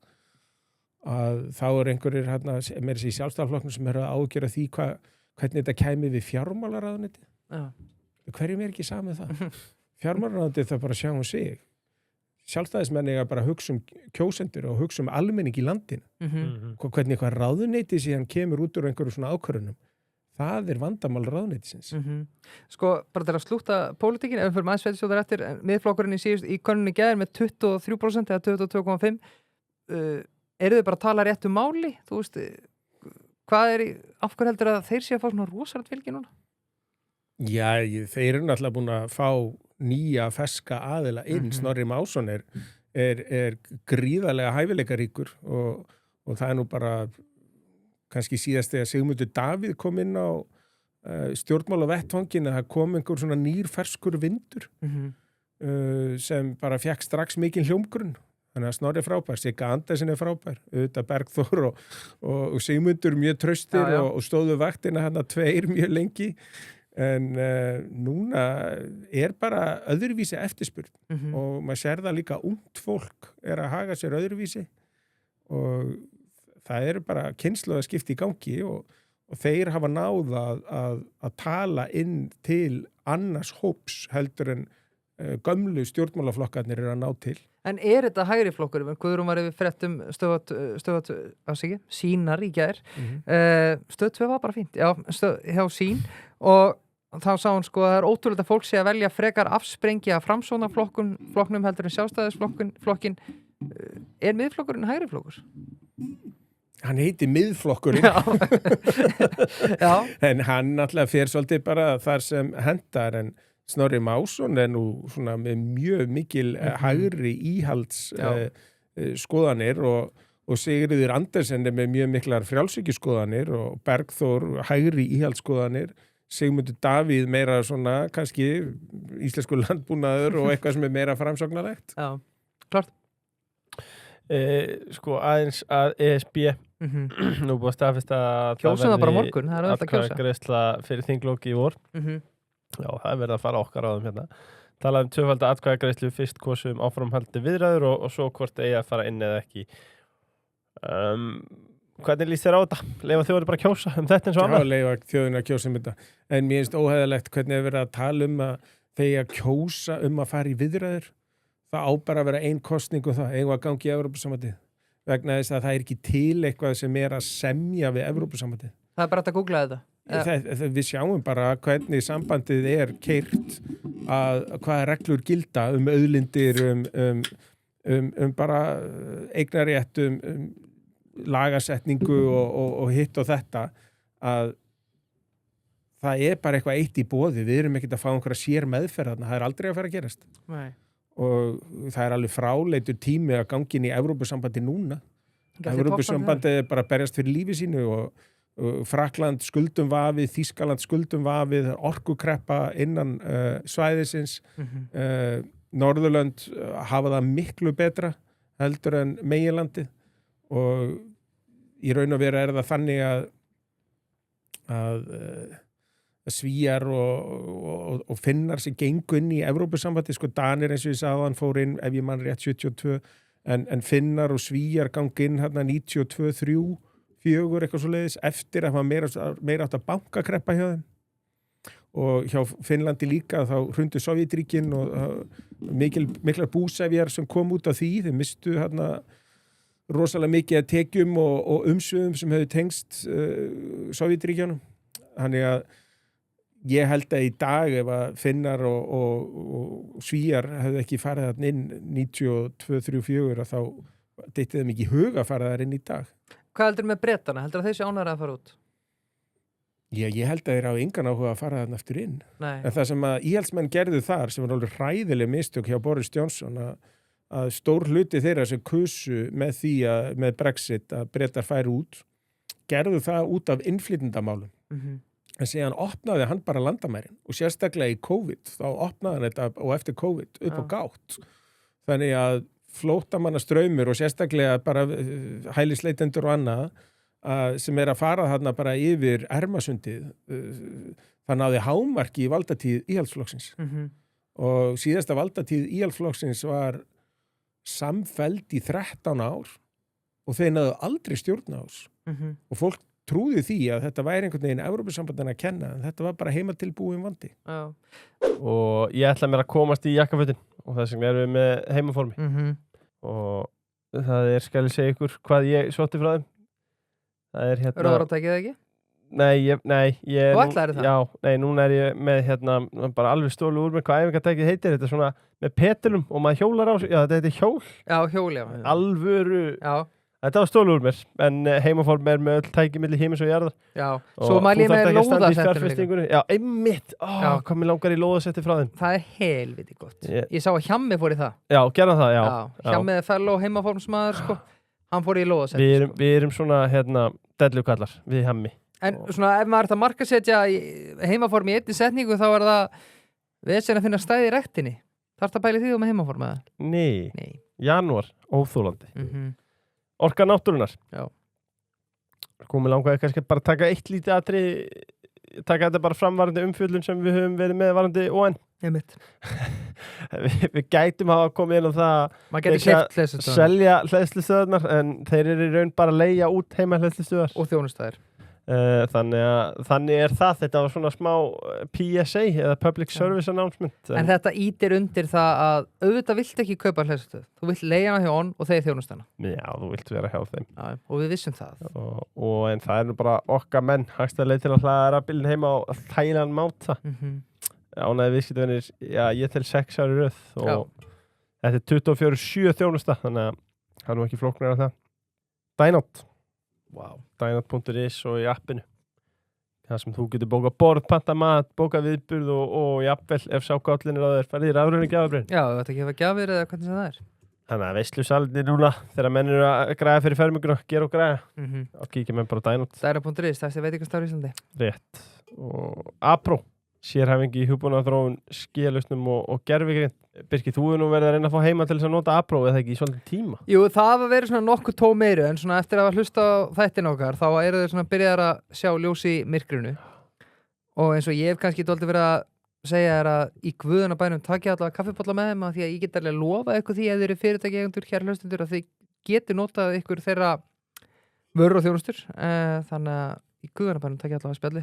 Ég er einmitt búin að vera eins og að reymbast eins og rjúpa við staur að koma Apro inn til Kreditinfo.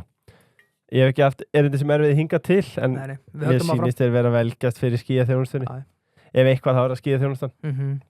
Sko, við höfum margóft fengið að tala gjaldmiðlamál, þannig að við erum, það er kanadísku dollari og annað, það er hægt að taka upp gjaldmiðl þó við förum ekki í Evrópusambandið, en kannski bara ein lauflétt, við förum í Evrópusambandið og þá munum vextir og öllum lánum lækka og allt verður miklu ódýrari hér og betra. Já, stutt að segja.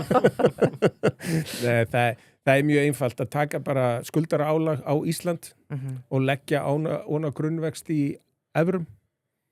Það er kallað CDS, Credit Default Swap, og skuldara álag á Íslenska ríki núna segjum að það sé 40 punktar.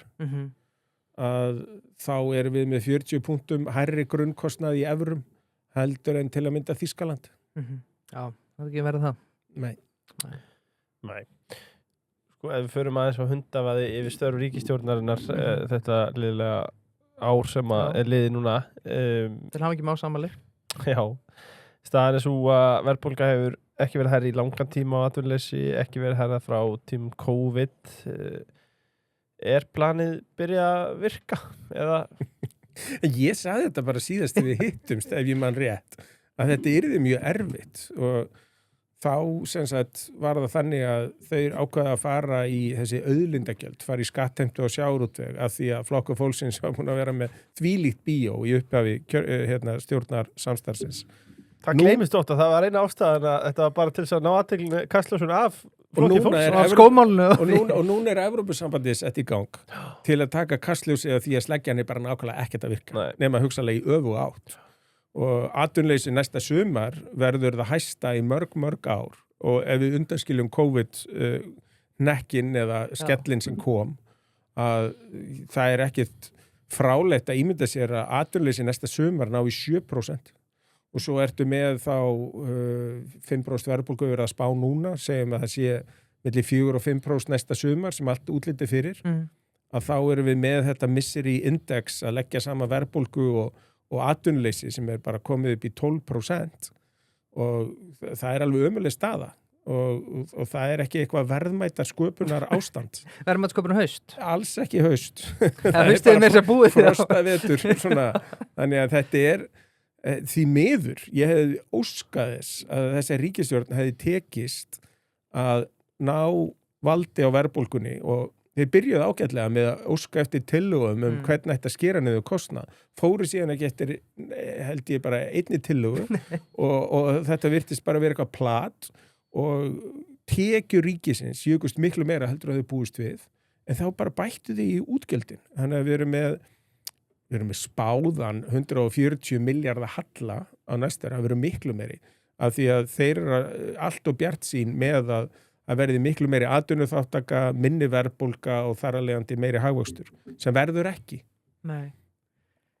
Já, ég ætla bara að segja, þú veist, það er líka, þú veist, þessi flokkar, sérstaklega Kristrún og Viðreisn, þau töluðum hvað þetta hefur verið vonlaus síðasta ríkisstjórn, töluðum bara hvað met í útgjöldum og annað, þau bættum gott betur 143 milljarða og segja þessi ósanngjarnt að tala svona því að hagkerfið er alltaf að stækka, en menn ætluðu þið ekki að fara að skera niður og fara einhvern niðurskurðu? Jú, það var einmitt yfirlýst markmið hjá þeim og það átti að vera sleggjan. Já.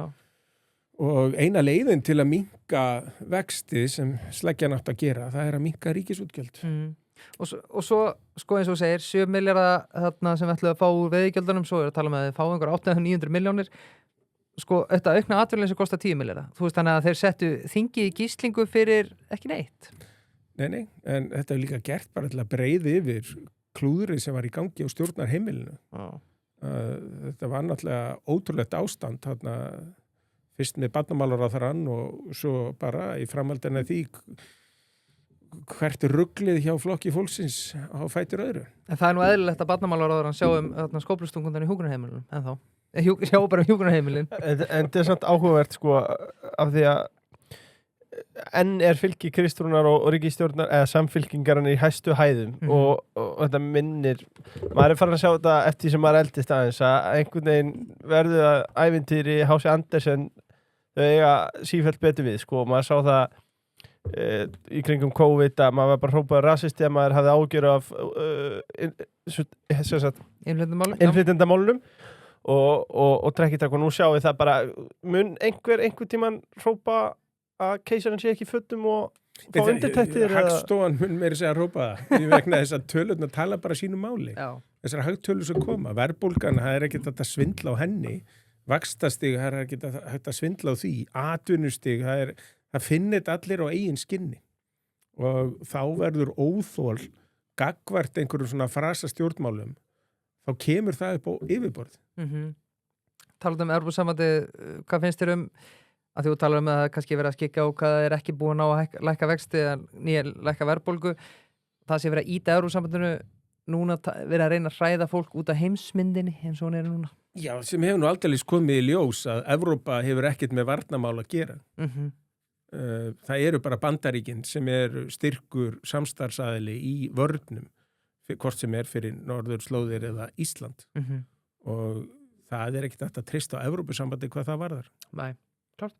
Þannig að mér finnst ótrúlegt að hef verið að segja út af óvissunni þá þurfum að styrkja sambandi við Evrópu. Ég meina út af óvissunni eigum að styrkja sambandi við Bandaríkin. En svo Ólafur Ragnar sagði fyrir hverja, 2 fundi sem við tökum í Brussel, 1 í Washington, eða öfugt. Já, margt til í því. Já. Þú talar um King Dag B. Ég ætla að tala King Ólafur Ragnar. Ég er náttúrulega ESB-sinni, þannig að ég tek 2 fundi í Brussel fyrir 1 í Washington. Já, ég veit það. Nei, svo er Evrópa bara svo upptekinn að sjálfum sér. Í gamla daga, í svona alkunnu lítilæti, þá skýrðu þeir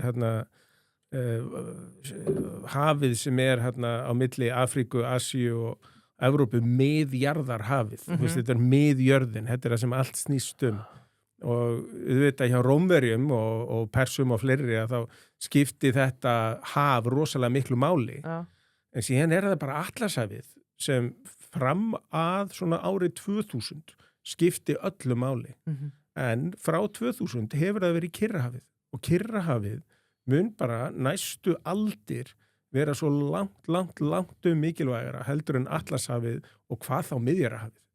Þannig að Evrópa er ennþá föst í þessu gamla. Já. Á Changing World Order, Ray Dalio. Einn frábær riddara áður en við förum í riddara. Já, ég setti þessa fram fyrir þessi er að borga okkur, hann að fara fram fyrir kannski ein frá mér. Og er líka meistari, Þorvaldur í David Jones. Já, Þorvaldur í David Jones, hann er alltaf með góða spurningar. Ég ætla bara að spyrja hvernig líst þér á bardagan sem er að fara fram á laugardaginn, Heiða Björg á móti Pétri Martins ætlar að mæta á fundin? Nei, ég þekki Pétur síðan í Verslunarskólanum. Hann Já. er alveg frábær maður og hann svona leynir á sér. Eins og í Versló, þá var hann líka í hand- og myndlistaskólanum að læra kólatekningar, ekki bara knattspyrnumaður, og hann les mikið og hugsa mikið og ég er ekki að segja að fótboltamenn gerir það bara alls ekki, en hann var svona óhefbundin knattspyrnumaður með við aðra síðan þætti. Kom þetta þá spænstur í sjónir að sjá hann bjóða sig fram fyrir Samfó?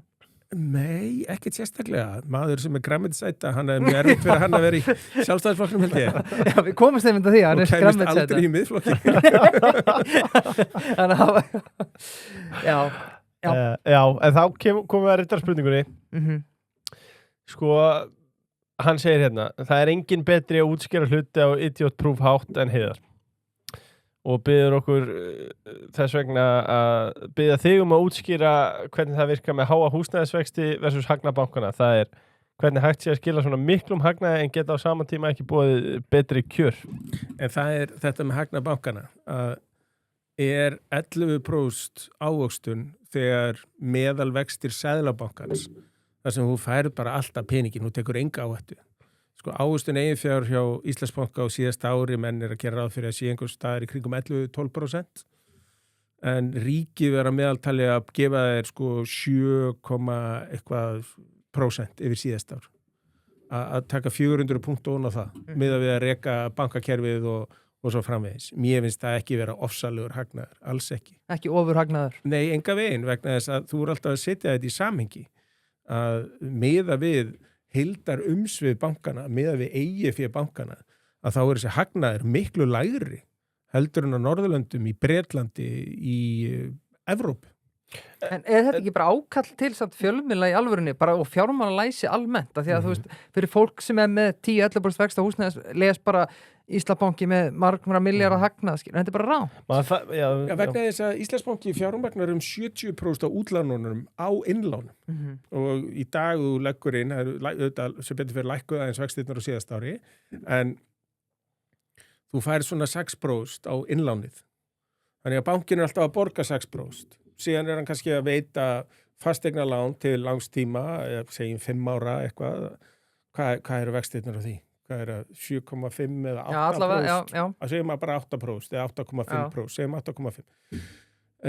Þetta eru 250 punktur róna og þeir þurfa að borga sérstakann bankaskatt, þeir þurfa að vera með alla þessa eftirlitsstarfsemi, þeir þurfa að vera með, halda öllu kerfinu gangandi. Þetta er ekki mikil álagning.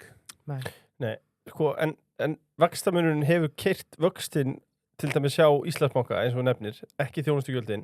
Já, segis að vaxtamunurinn hefur haldið í við umsvið bankans og stækkun bankans en þóknartekjurnar sitið eftir. Það eru óbreyttar í 10 ár.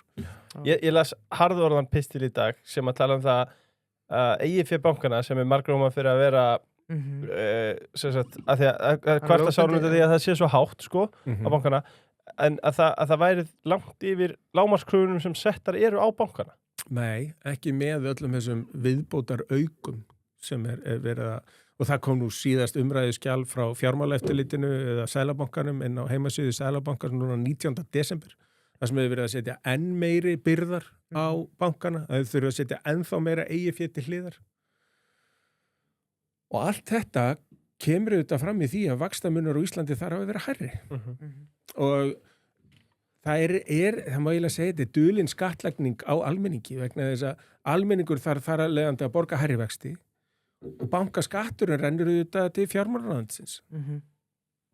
Já.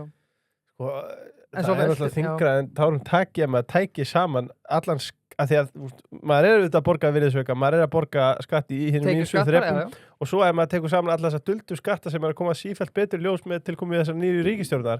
Já, og þetta var reynda lenga fyrir þessa ríkisstjórn, sko. Jú, þessi bankaskattur er búin að vera, en það má alveg taka hann út, en ég á eftir að sjá þann stjórnmálamann sem tekur þann slag, bara lækkum skatt á banka.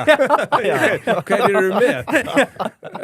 Þó að það sé það besta, það er erfitt að selja þetta. En færa það út í verðlagi, myndi það ekki bara auka arðsemi bankana? Nei, það er samkeppni og það er samkeppni innlán, það er samkeppni á útlánamarkaði, þannig að það samkeppni. Síðan er ég búin að vera að vona, síðan bara að byrja að vera engaveða bankana hérna 97, að það komi einhver banki erlendis frá og kaupi íslenska banka. Það verið rosalega gott fyrir kerfið. Þá bara þurfum við segjum að gjaldmiðil. Nordea, nei, það gæti alveg keypt núna. Er það? Segjum bara að Nordea kæmi og keypti Íslandsbanka. Eða keypti Arion banka.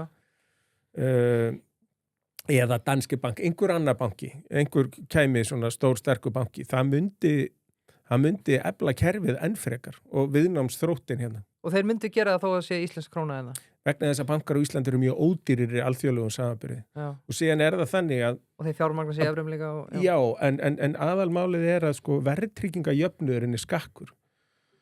Þeir sem sagt eiga meira verðtryggðum eignum heldur en skuldum. Vegna þess að það hefur verið mest eftirspurn segjum bara einfalt dæmi húsnæðislánum verðtryggðum, en eins og ég segi áðan hafa bankinn að fjármagna sig mest á innlánum sem eru óverðtryggð.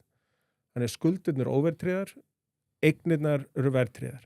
Þannig að þeir eru með verðtryggingajöfnuð sem er þannig ef að verðbólgan eykst að þá eykst hagnaður bankans. Þannig að síðan er annað samband sem er á milli krónunar og verðbólgu, þannig að þú ert erlendu fjárfestir á Íslandi, kaupir einhverja verðtryggða eign, krónan veikist 10%, verðtryggða eignin fyrir strax upp með 5%. Af því að það er svo stór hluti að verðbólgunni er innflutningsverðlag. Og ef að krónan veikist 10%, þá hækkar innflutningsverðlag 10%. Og helmingurinn af hagkerfinu hérna er innflutningur. Þannig að 10 verður 5% aukning verðbólgu. Þannig að þú ert með verðtryggða eign á Íslandi í krónum en þú hugsar sjálf að í evrum, þá ertu varin fyrir helmingnum af gengisbreytingunum. Já, kannski eitt af því að við höfum ekki fengið heiðar eftir að hafa dæmt í þessu vaxtamáli og aftur 7. október þegar undir þetta skjal við Skaga. Sko, við erum að tala um verðtryggingu. Sko, við ræddum þetta við Tóta Páls og Aga Möller sem var hjá okkur daginn. Þetta Breki Karlsson, formann Neytendasamtakanna, sagði að þetta væri stór sigur fyrir neytendur. Ég er að fara í vaxtakjöri núna hjá öllum bönkunum. Var þetta ekki bara tap fyrir neytendur? Þetta var rosalegt tap fyrir neytendur vegna þess að í raun og veru þeir fengu enga bætur út úr þessu og vöru úrvalið minnkaði og varð dýrara. Þannig að þetta var algjört feigðar flan. Og segir svolítið læsi Breka Karlssonar að hann er ekki alveg fjármálalæs þó hann hefur ekki stofnunum fjármálalæsi í 10 ár. Þetta er mjög sérkennilegt. Já, ég allavega átti erfitt með að sjá hennar sigur, sko. Þetta var algjör ósigur. Líka því að, ég ætla ekki að segja að bankandi komið sér saman, alls ekki, en auðvitað, þú ert bara að fækka valmöguleikunum. Já, og þetta er evrópsk tilskipun, þannig að það eru bankar í Hollandi sem hafa staðið fram fyrir svona nákvæmlega eins og þeir hafa lent í því að það er sem sagt bara meira átt að lagalega óvissa öll lánin hjá þeim. Já.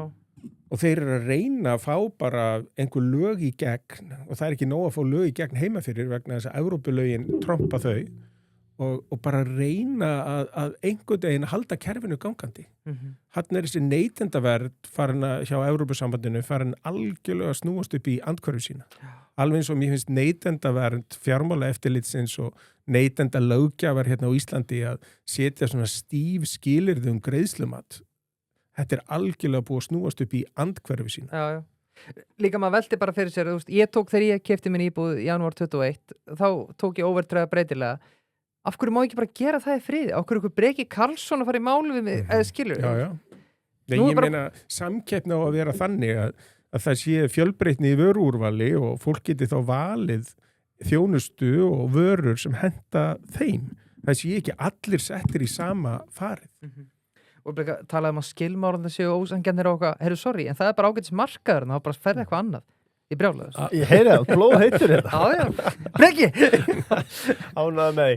Við ætlum að hleypa ritturinn að. Já, á nóaðum. Það nóaðum. Það var eitt sem ringdi mig í gær sem að þú sást. Já. Hann er inni. Já, ég verða við ekki það var grjótart. Já. Grjótart síndal. En Heiðar er vel til fara að vanda. Það er sút upp. Það er sút upp. Já, ég er líka sút upp. Já, ég klikkaði í dag. Við kynna það. Ég er miklu hrifnar á Morris en verkinu sem ég er í hérna í dag. Já. Það verður bara að hafa það. Ég fóri mig til Egils og Jökuls bara núna fyrir jól og keypti skyrtur. Ég verið að kaupa skyrtur bara einhverju ferðalögum og eitthvað. áttaði með því að bara fá sérsaumaðar skyrtur hjá þeim, það er meira að segja ódýrara heldur en að kaupa þetta bara út úr búð Já, Já. þar úti, hefur og það. þetta eru No þvílík brainer. gæði. Já. Jú. Þeir eru fáum Heiðar til að lesa upp auglýsingarnar þar eftir. Þau setja ég útvarsröddina. Já, Það gjörðu svo vel. eru lengi menn sem að ríða vaðið og spyrja einfaldlega hvað mun Arsenal taka marga titla í ár? Ég er búin að kaupa miða á lokaleikin og, Er það heimavallega? já, og miðarnir eru búin að þrefaldast í verði, ég keypti það í september. Þú ert fjárfestir, Já, ég veit ekki hvort ég segja miðana núna. Mér finnst þið svo lélegir í síðasta leik, en ég er bara svo sannarlega, ég fór hérna líka í fyrra, það voru að keppa við Úlfana síðasta leikinn, en það voru þeir í öðru setinu, en maður lifir í voninni. Ég bjó hérna í hverfinu í 7 ár og bara sinni mínir fylgjast miklu betur með þessu og dóttir mín heldur en ég, Já. en mér finnst rosa gaman að halda með Arsenal. Líka þeir eru í öllum keppnum undir útivelli núna í meistaradeildinni. Arteta er að gera eitthvað helviti gott þarna.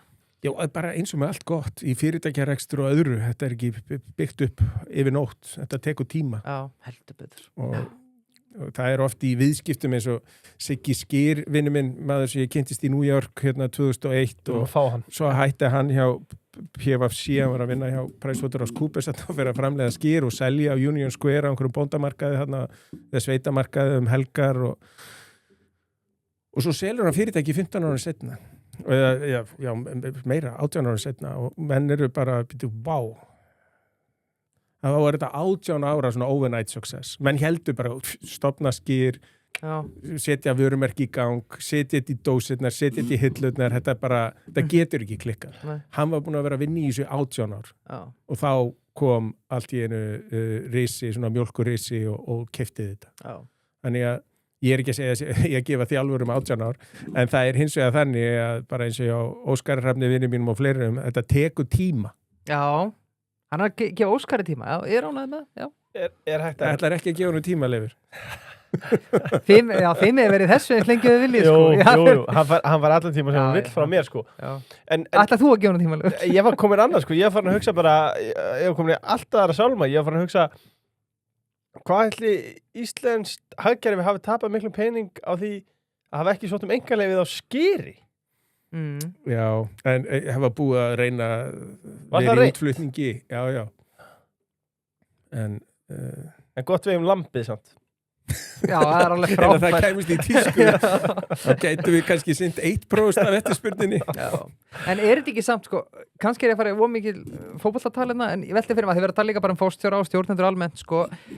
Þetta er þessi vegferð, hafa trú, gefa mönnum eða konum tíma til að setja sína, en svo einhvern tíma það maður samt stundum kannski bara viðurkenna að maður riði ránt eða hvað. Já, og það er náttúrulega að þú ferð að stað með einhver áætlun og ef það eru meiri hátta frávik frá áætlun þá þarftu að endurskoða annarkvort áætlunina eða þann sem á að framkama áætlunina og það verður alltaf að taka stöðuna reglulega og fylgjast með því. Já, En það er rosalega orðið mikil skamsýni eins og maður sér með þessi þjálfaramál. Það er bara eins og að skiptum þjálfara að það bara lægi allt. já. Ég held að það veri leikmenninn á vellinu. Já, maður held það einmitt, sko. Lúkas Leó spyr, mun Íslandsbanki setja á laggirnar verðbréfasjóð sem líkist þeim hjá fyrirtækinu þínu Ursus? Nei, alveg örugglega ekki.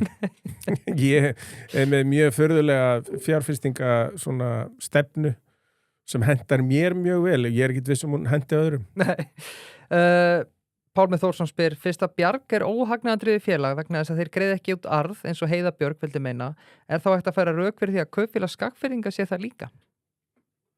Nei, vegna þess að kaupfélag Skagfirðinga er samvinnu félag og kaupfélag og þar er það samvinnu félagarnir, þeir sem eru í félagatalinu sem eiga fyrirtæki og þeir alveg eru með hagnaða sjónamið, þeim er ekki sama hvort að reksturinn sé á nulli eða í plús. Já. Og kaupfélagið hefur bara náð miklum árangri í rekstri, eiga náttúrulega mjög vel reikið sjávarútvegsfyrirtæki sem er risastór og það er ekki allir sem átta sig á því hvað fisk er stórt og flott fyrirtæki en svo bara í fasteignum og uppbyggingu og verslun og eiga hérna afurðastöðvar og stóran hluti mjólkursamsölinu og öllu þessu að þeir hafa bara verið mjög séðir í rekstri.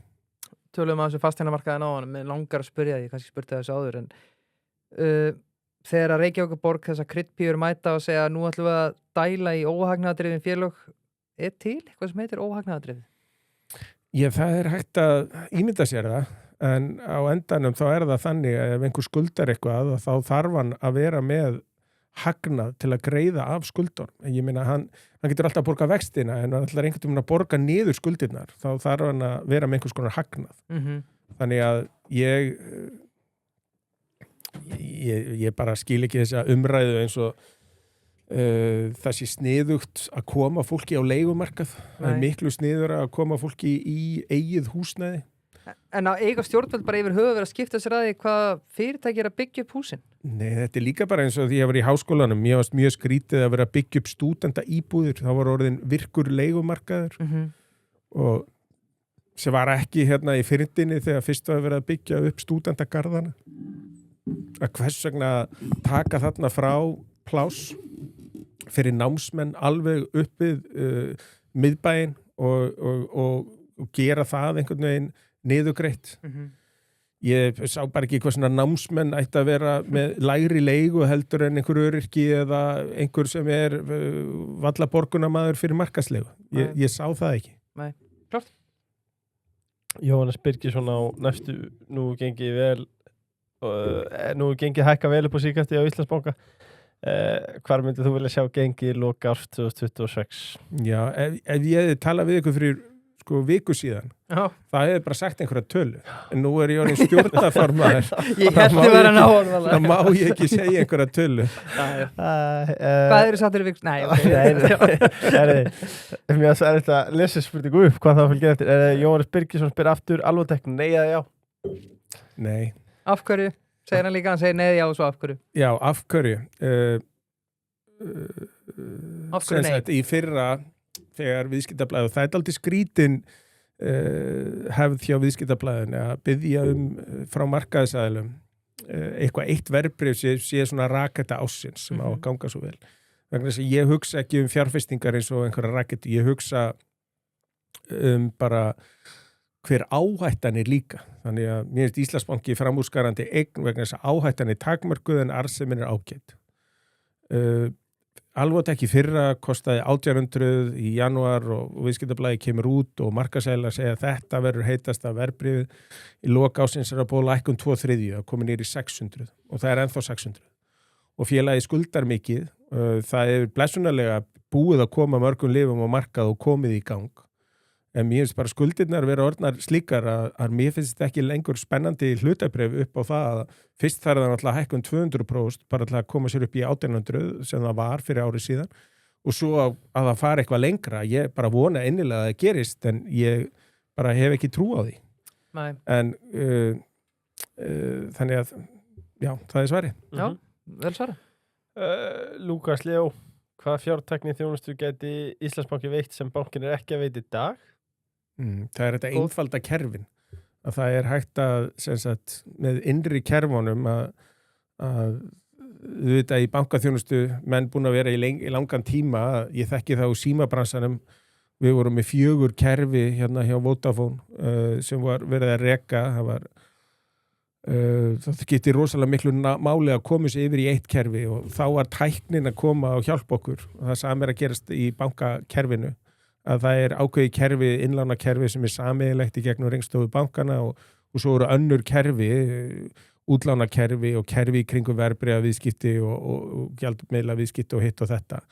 Að fjártæknin svolítið að koma inn og hjálpa til við að einfalda þessi kerfi og einfalda þar með afgreiðslu og bókhald og umsýslu.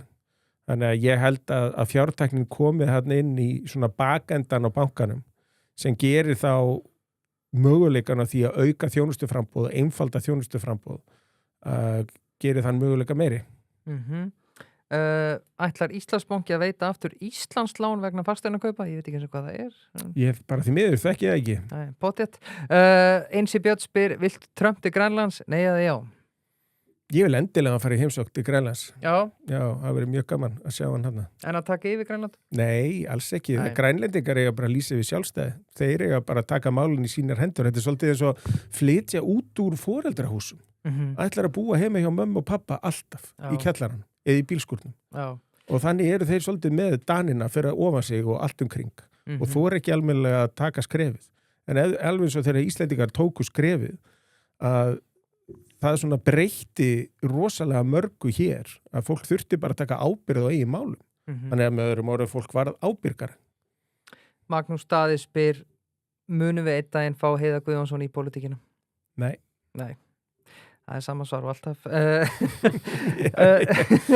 Ég bara myndi ekki leggja það á fjölskyldu mína. Nei, einmitt. Já. Og ég ber mikla virðingu fyrir fólk sem gefur sig í pólitík en hún er rosalega hörð og miskunnarlaus og mér finnst bara einhvern veginn ævintýralegt hvernig fólk fyrir utan pólitíkina leyfi sér að tjá sig með einhverja einstaklinga sem er að reyna að vinna almanna hagsmunum. Það er alls konar, ég meina, ég hef enga trú á kommunisma en ég get alveg skilið að það er einhver sem hefur trú á honum. Það þýðir ekki að ég er að agnúast út í hann því ég sé hann á kassanum í krónunni. Nei, einmitt. Hvöstrand, ekkert ál, ekkert mál, bara kaffi, lífrann Hilki, gerðu kaffi fyrir kaffi. Já, ekkert mál, ekkert ál, ekkert mál, sérðu það? Já, það er geðveikt. Já, ég er svona aðeins að fá bakþanga með það sko því að kaffi kemur í máli. Já, einmitt sko. En sko, þeirra mál, eða mál, já, þeirra Hilki eru gerð úr kaffi. Nei, akkurat. Þetta er bilað sitt sko. Fyrir kaffi, já. Og ekkert ál er þeirra mál. Já, þetta er í vinslu, Sjöstrand, við finnum út úr sem með. Blöss. Í tilefni bóndadagsins eru valdavörur á 15% afslætti. Já. Alla múffur frá Svakom, það eru á 15% afslætti. Það er kannski fínt að Heiðar sig ekki það núna. Það eru nokkuð flashlight á 15% afslætti. Sælar. Þetta eru vörur frá flashlight sem að ég mæli hiklaust með. Já, því að þú veist, það er fullt af bóndum að núti sem að eru singul. Eru kannski ekki með konu eins og stendur. Já, eða eru með konu og svo vilja líka bara djöfla sjálfur. Já, vilja hafa sjálfur líka. Þannig að það er kannski komin tími til að halla sér aftur og djöflast, ekki slaka á. Einmitt. Með múffu, frá Blöss. Subway, hittið að rista. Ég var hérna á hann. Ég fór okkar síðast á hann. Já, ég myndi alltaf rista. Já, akkurat það. Ítalsku BMT. Já, ég var nefnilega, ég var á Subway og við erum að taka upp á 50 degi og þá er það sterkur ítalskur. Ég fór í máltíð dagsins og svo fór ég bara í svartan dára og kifti með kristall sko. En þú veist, ég er svolítið að vinna með Southwest og Osta og svo eina rönda af einhverju öðru til að aðeins að halda þessu fersku sko. Já, ég tek alltaf Buffalo og svona sko. Hún er góð. Já, og svo náttúrulega sem ég þreytist ekki á að hamra á er að þú getur fengið eins mikið af áleggi og vilt. Þannig að ég segi kannski, geti fengið kál hjá þér, hún setur kál. Meira. Gæti fengið meira kál hjá þér. Ekki máli kallið minn. Aðeins meira kál? Já. Kemur ekki, kostar auka? Nei, það er bara meira. Það er ekki þannig. Já, þeir eru ekki búin að fatta upp á því ennþá. Já, nei, þeir eru bara skynsamir. En David Jones, sko, þessar nýju bræðtöndir. Já, á með frábæra spurningu.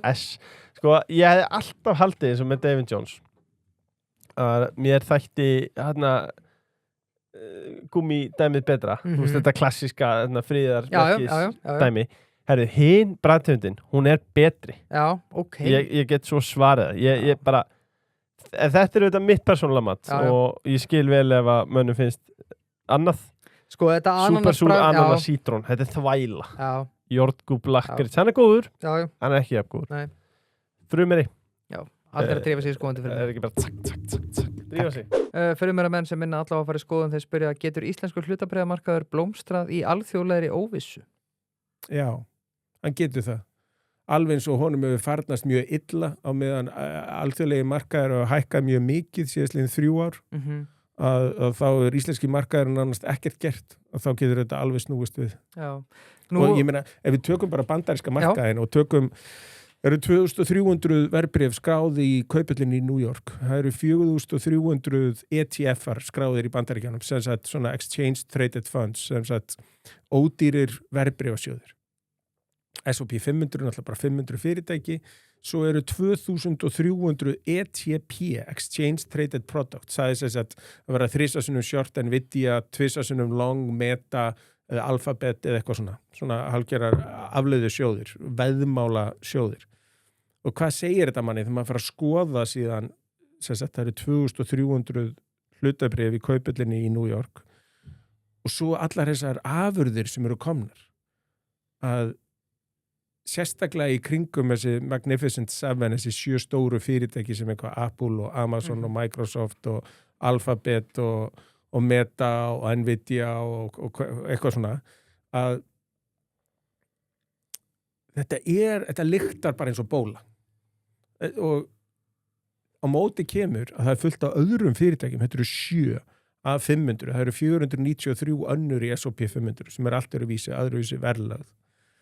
Auðvitað ef þessi 7 sem að mér finnst vera svona í bólumarkaði að ef að þau fara að gefa mikið eftir, þau geta alveg helmingast í verðið mín vegna, mér finnst sjóðsflæðið ekki standa undir þessu sem þau eru metin á og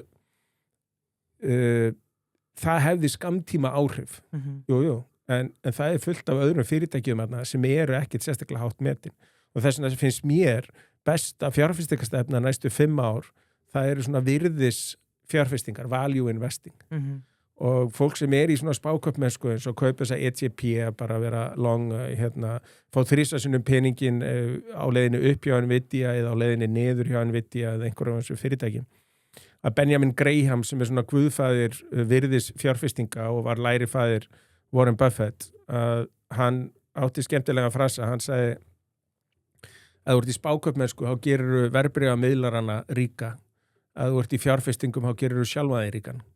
Þannig að þú átt svolítið út frá virðisfjárfestingum, bara að sína þolinmæði, áhættu leiðrétta allt, horfa til langs tíma og ef þú getur fengið eins og Íslandi 10-11% eða segjum 7-8-9% verðtryggt, það bara besta exið þú getur keypt. Og það íslensku félögin í kaupellinu eru miklu meira svoleiðisfélög, svona virðisfélög, heldur en vaxtafélögin sem ég var að nefna þessi 7 sem í Bandaríkjánum að lyfta öllu upp. Þannig að ef að markaðurinn snýr að þá eru virðisfélögin, þau komast aftur í tísku. Og mér finnst þau hafa verið gleymt hérna. Heimar ódýrt, Reitir ódýrt, Hagar ódýrt, Fast ódýrt, bankarnir finnst mér ódýrir. Þetta bara, það fullt að tækifærum. En það ekki þannig að þú sért að fara að græða 30, 40, 50% á ári. Nei. Það frekar bara að þú fær þín 12-13% og það bara frábær ávöxtun til langs tíma í svona fyrirtækjum sem áhættan takmörkuð. Já, ég bara fyrst minnist á Graham og ef við tökum Intelligent Investor og Mr. Market og berum saman íslenska hlutabréfamarkaðin við til dæmis bandaríkjamarkað. Íslenski markaðin eins og nefnir, þetta eru allt frekar. Þetta eitt risastórt félag þarna. Þetta eitt risastórt félag, en flest félagana á markanum eru samt bara einhvern veginn bara með örugt sjóðflæði, ekki áhættusveikin eða ekki mikil áhætta. En samt tala allir bara þessi 3 félög sem eru vaxtarfélögin. Og hreyfa sér svo mikið í takt, sko. Ef þú ert að spara og ert í fjárfestingum, þá kaupir eitthvað, jú, auðvitað fylgistu með því, en þú ert ekki að skoða gengið daglega. Síðan bara, ef þú ert með eitthvað sem gefa þig 10% ári, eftir 7 ára eru búið að tvöfaldast. Og svo koma vaxtirnir ón á það, ef þú heldur fjárfestingunni og hún heldur áfram að gefa þér 10%, það bara, þú finnur svona fjárfestingu með takmarkaða áhættu en gefur þér stöðut cirka 10, 12, 13%, það bara nóg. Maður á ekki að vera að leita eitthvað mikið víðar, auðvitað á maður að vera með einhverja áhættu dreifingu, maður á að eiga eitthvað alþjóðlega, það til alþjóðlega fyrirtæki sem alls ekki dýr. Alls ekki svona eins og Nvidia, þessi tvíburabróður minn búin að vera yfirmaður í 13 ára, það risa fyrirtæki, það rosalega dýrt. Þeir eru að framleiða vélbúnað, ekki hugbúnað, það rosalega kostnaður, þeir eru að byggja verksmiðjur, þetta ekki svona skalanlegt eins og hugbúnaðabransinn, en þeir eru með 66% framlegð, á meðan Apple með 30%. Intel þegar það var best var með 30%, hérna 95-6. Þannig að hversu áræðalegt eins og ég Nvidia að vera með 66% í verksmiðju framleiðslu, að vera með framleiðu på 66%. Þegar líftími vörunar mjög takmarkaður, hérna Moore's Law þannig að menn segja 18-24 mánaða fresti, þá tvöfaldast alltaf reiknigeta hvers örgjörfa. Þannig að þú getur rétt ímyndaðir hver hönnun, hver verksmiðjulína, hvað endist hún lengi? Það alltaf verið að skipta þessu út, það alltaf verið að koma með eitthvað nýtt. Þannig að mér finnst þetta bara ekki ganga upp út frá svona virðisútreikningum. Nei. Ég að skilja það rétt líka að fólk sé kannski ekki dálítið að sofa bara á arðgreiðslu fyrir líka? Bara horfa til sögulega arðgreiðsla? Já, og það væri mjög sniðugt á Íslandi löggjöfinni þannig að þú mátt bara greiða út arð, sem sagt, þú mátt ákveða arð á aðalfundi en þú mátt greiðan út nokkru sinnum en það verður að vera innan við 6 mánuði eftir aðalfund. Ég væri mjög til í að sjá félög sem væru kannski með 4 greiðslur á ári. Það þekkist. Já, og út í heimi það bara algengt. Að þá þetta nánast eins og eiga skuldabrif. Þú, eins og ef þú ert með þetta lítur á þetta sem eftirlaunasjóðin, þá færðu bara í hverjum ársfjórðungi alltaf greiðslu.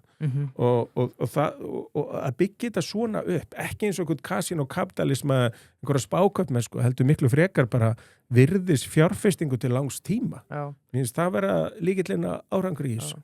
Ég held að þetta sé mjög góð umræð og mér langar líka að hamra bara á því að því að margir sem að þegar ég var í bankanum í Gamlanda þá var ég að hvetja að fara inn í bæði Arion og Íslandsbanka og fólk talar já, gengi getur maður hækkað það mikið en það er alltaf búið að leiðrétta fyrir arðgreiðslum líka sko, þetta er alveg ávöxtun.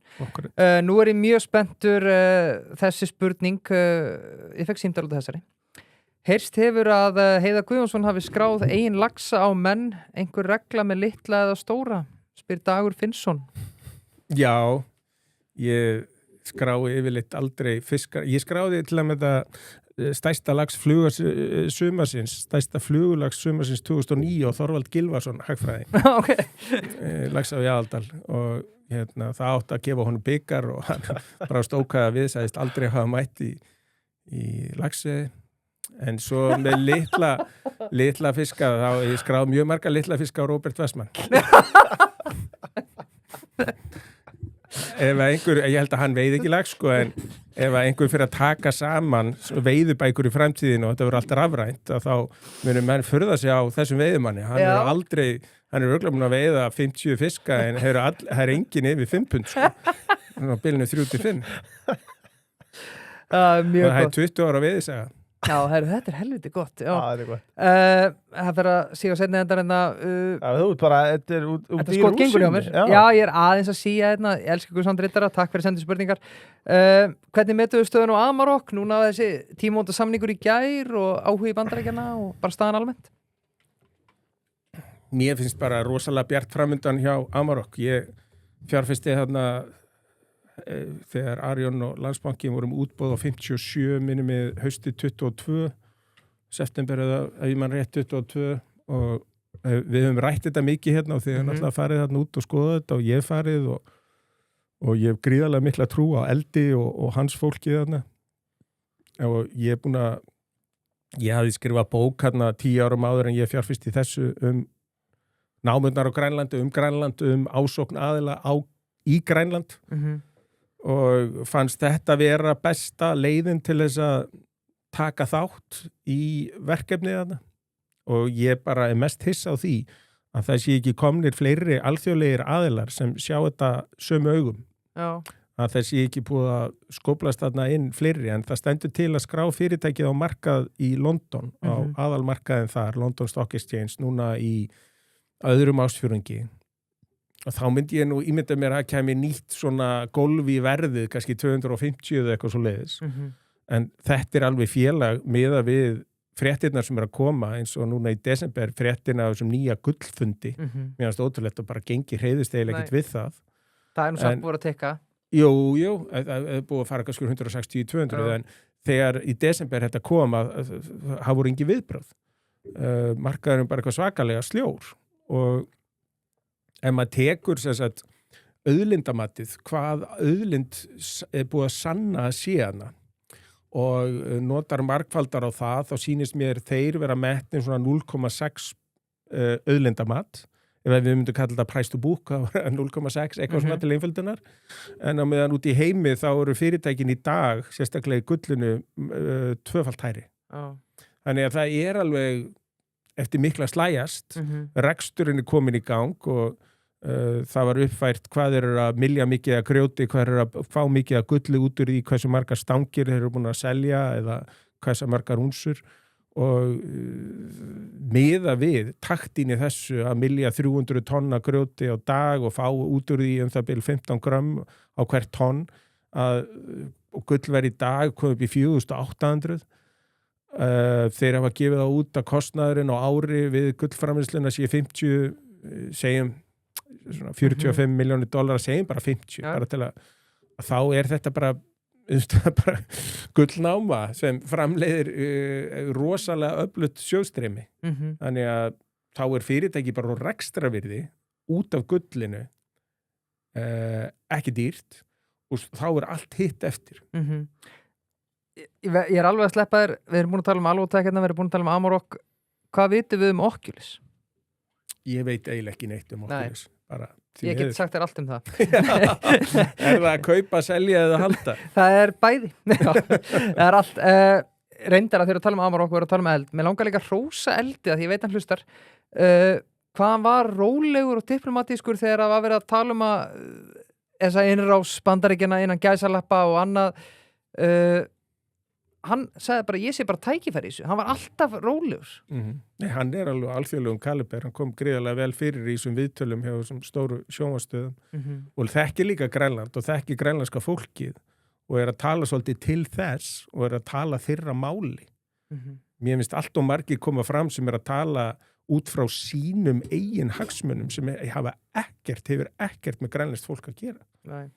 Loka spurning kvöldsins, hún oftast eitthvað ákveðið að kjósa þig eða eitthvað, það nú ekki þannig í kvöld, hann orðinn stjórnarformaður. Eyþór Helgason með mjög góða spurningu og þú fær loka spurninguna. Finnst þér lánveitingar góð aðferð til þess að auka peningamagn í umferð?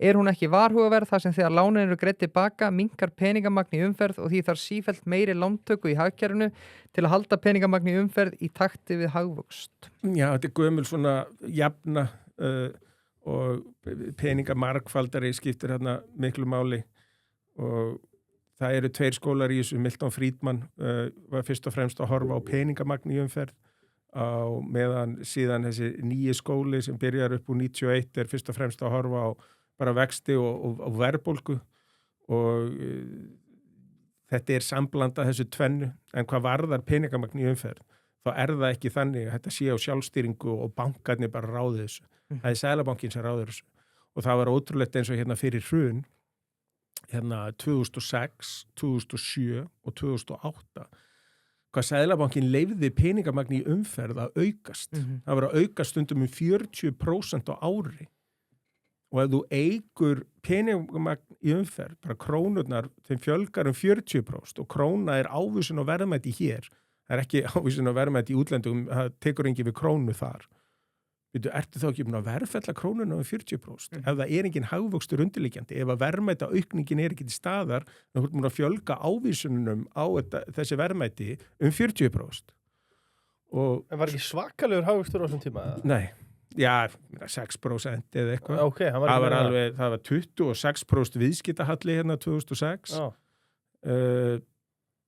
og allt fjármagnað með erlendum lántökum. Og Seðlabankinn leyfði innlendu peningamagni að margfalda svona og það oft verið að tala ástabréfa viðskipti og hitt og þetta, bankarnir skiptust á bréfum og fóru með það í Seðlabankan og voru bara í raun og vera að prenta peninga. En Seðlabankinn sá þetta alveg og Seðlabankinn leyfði þess að viðgangast. Hvernig gat síðan Seðlabankinn verið hissa á því að króna myndi hrynja? Vegna þess að var ekkert innistæða fyrir öllum þessum krónum sem var búið að kleypa út í kerfið. Þannig að sko, peningamagn í umferð alltaf á ábyrgð Seðlabankans. Heiðar Guðjónsson, takk fyrir kvöldið og takk fyrir komuna og gangið sem allra best og til hamingju allir hluti á Íslandsbanka að fengið hann dásalega dreng til okkur. Takk fyrir mig.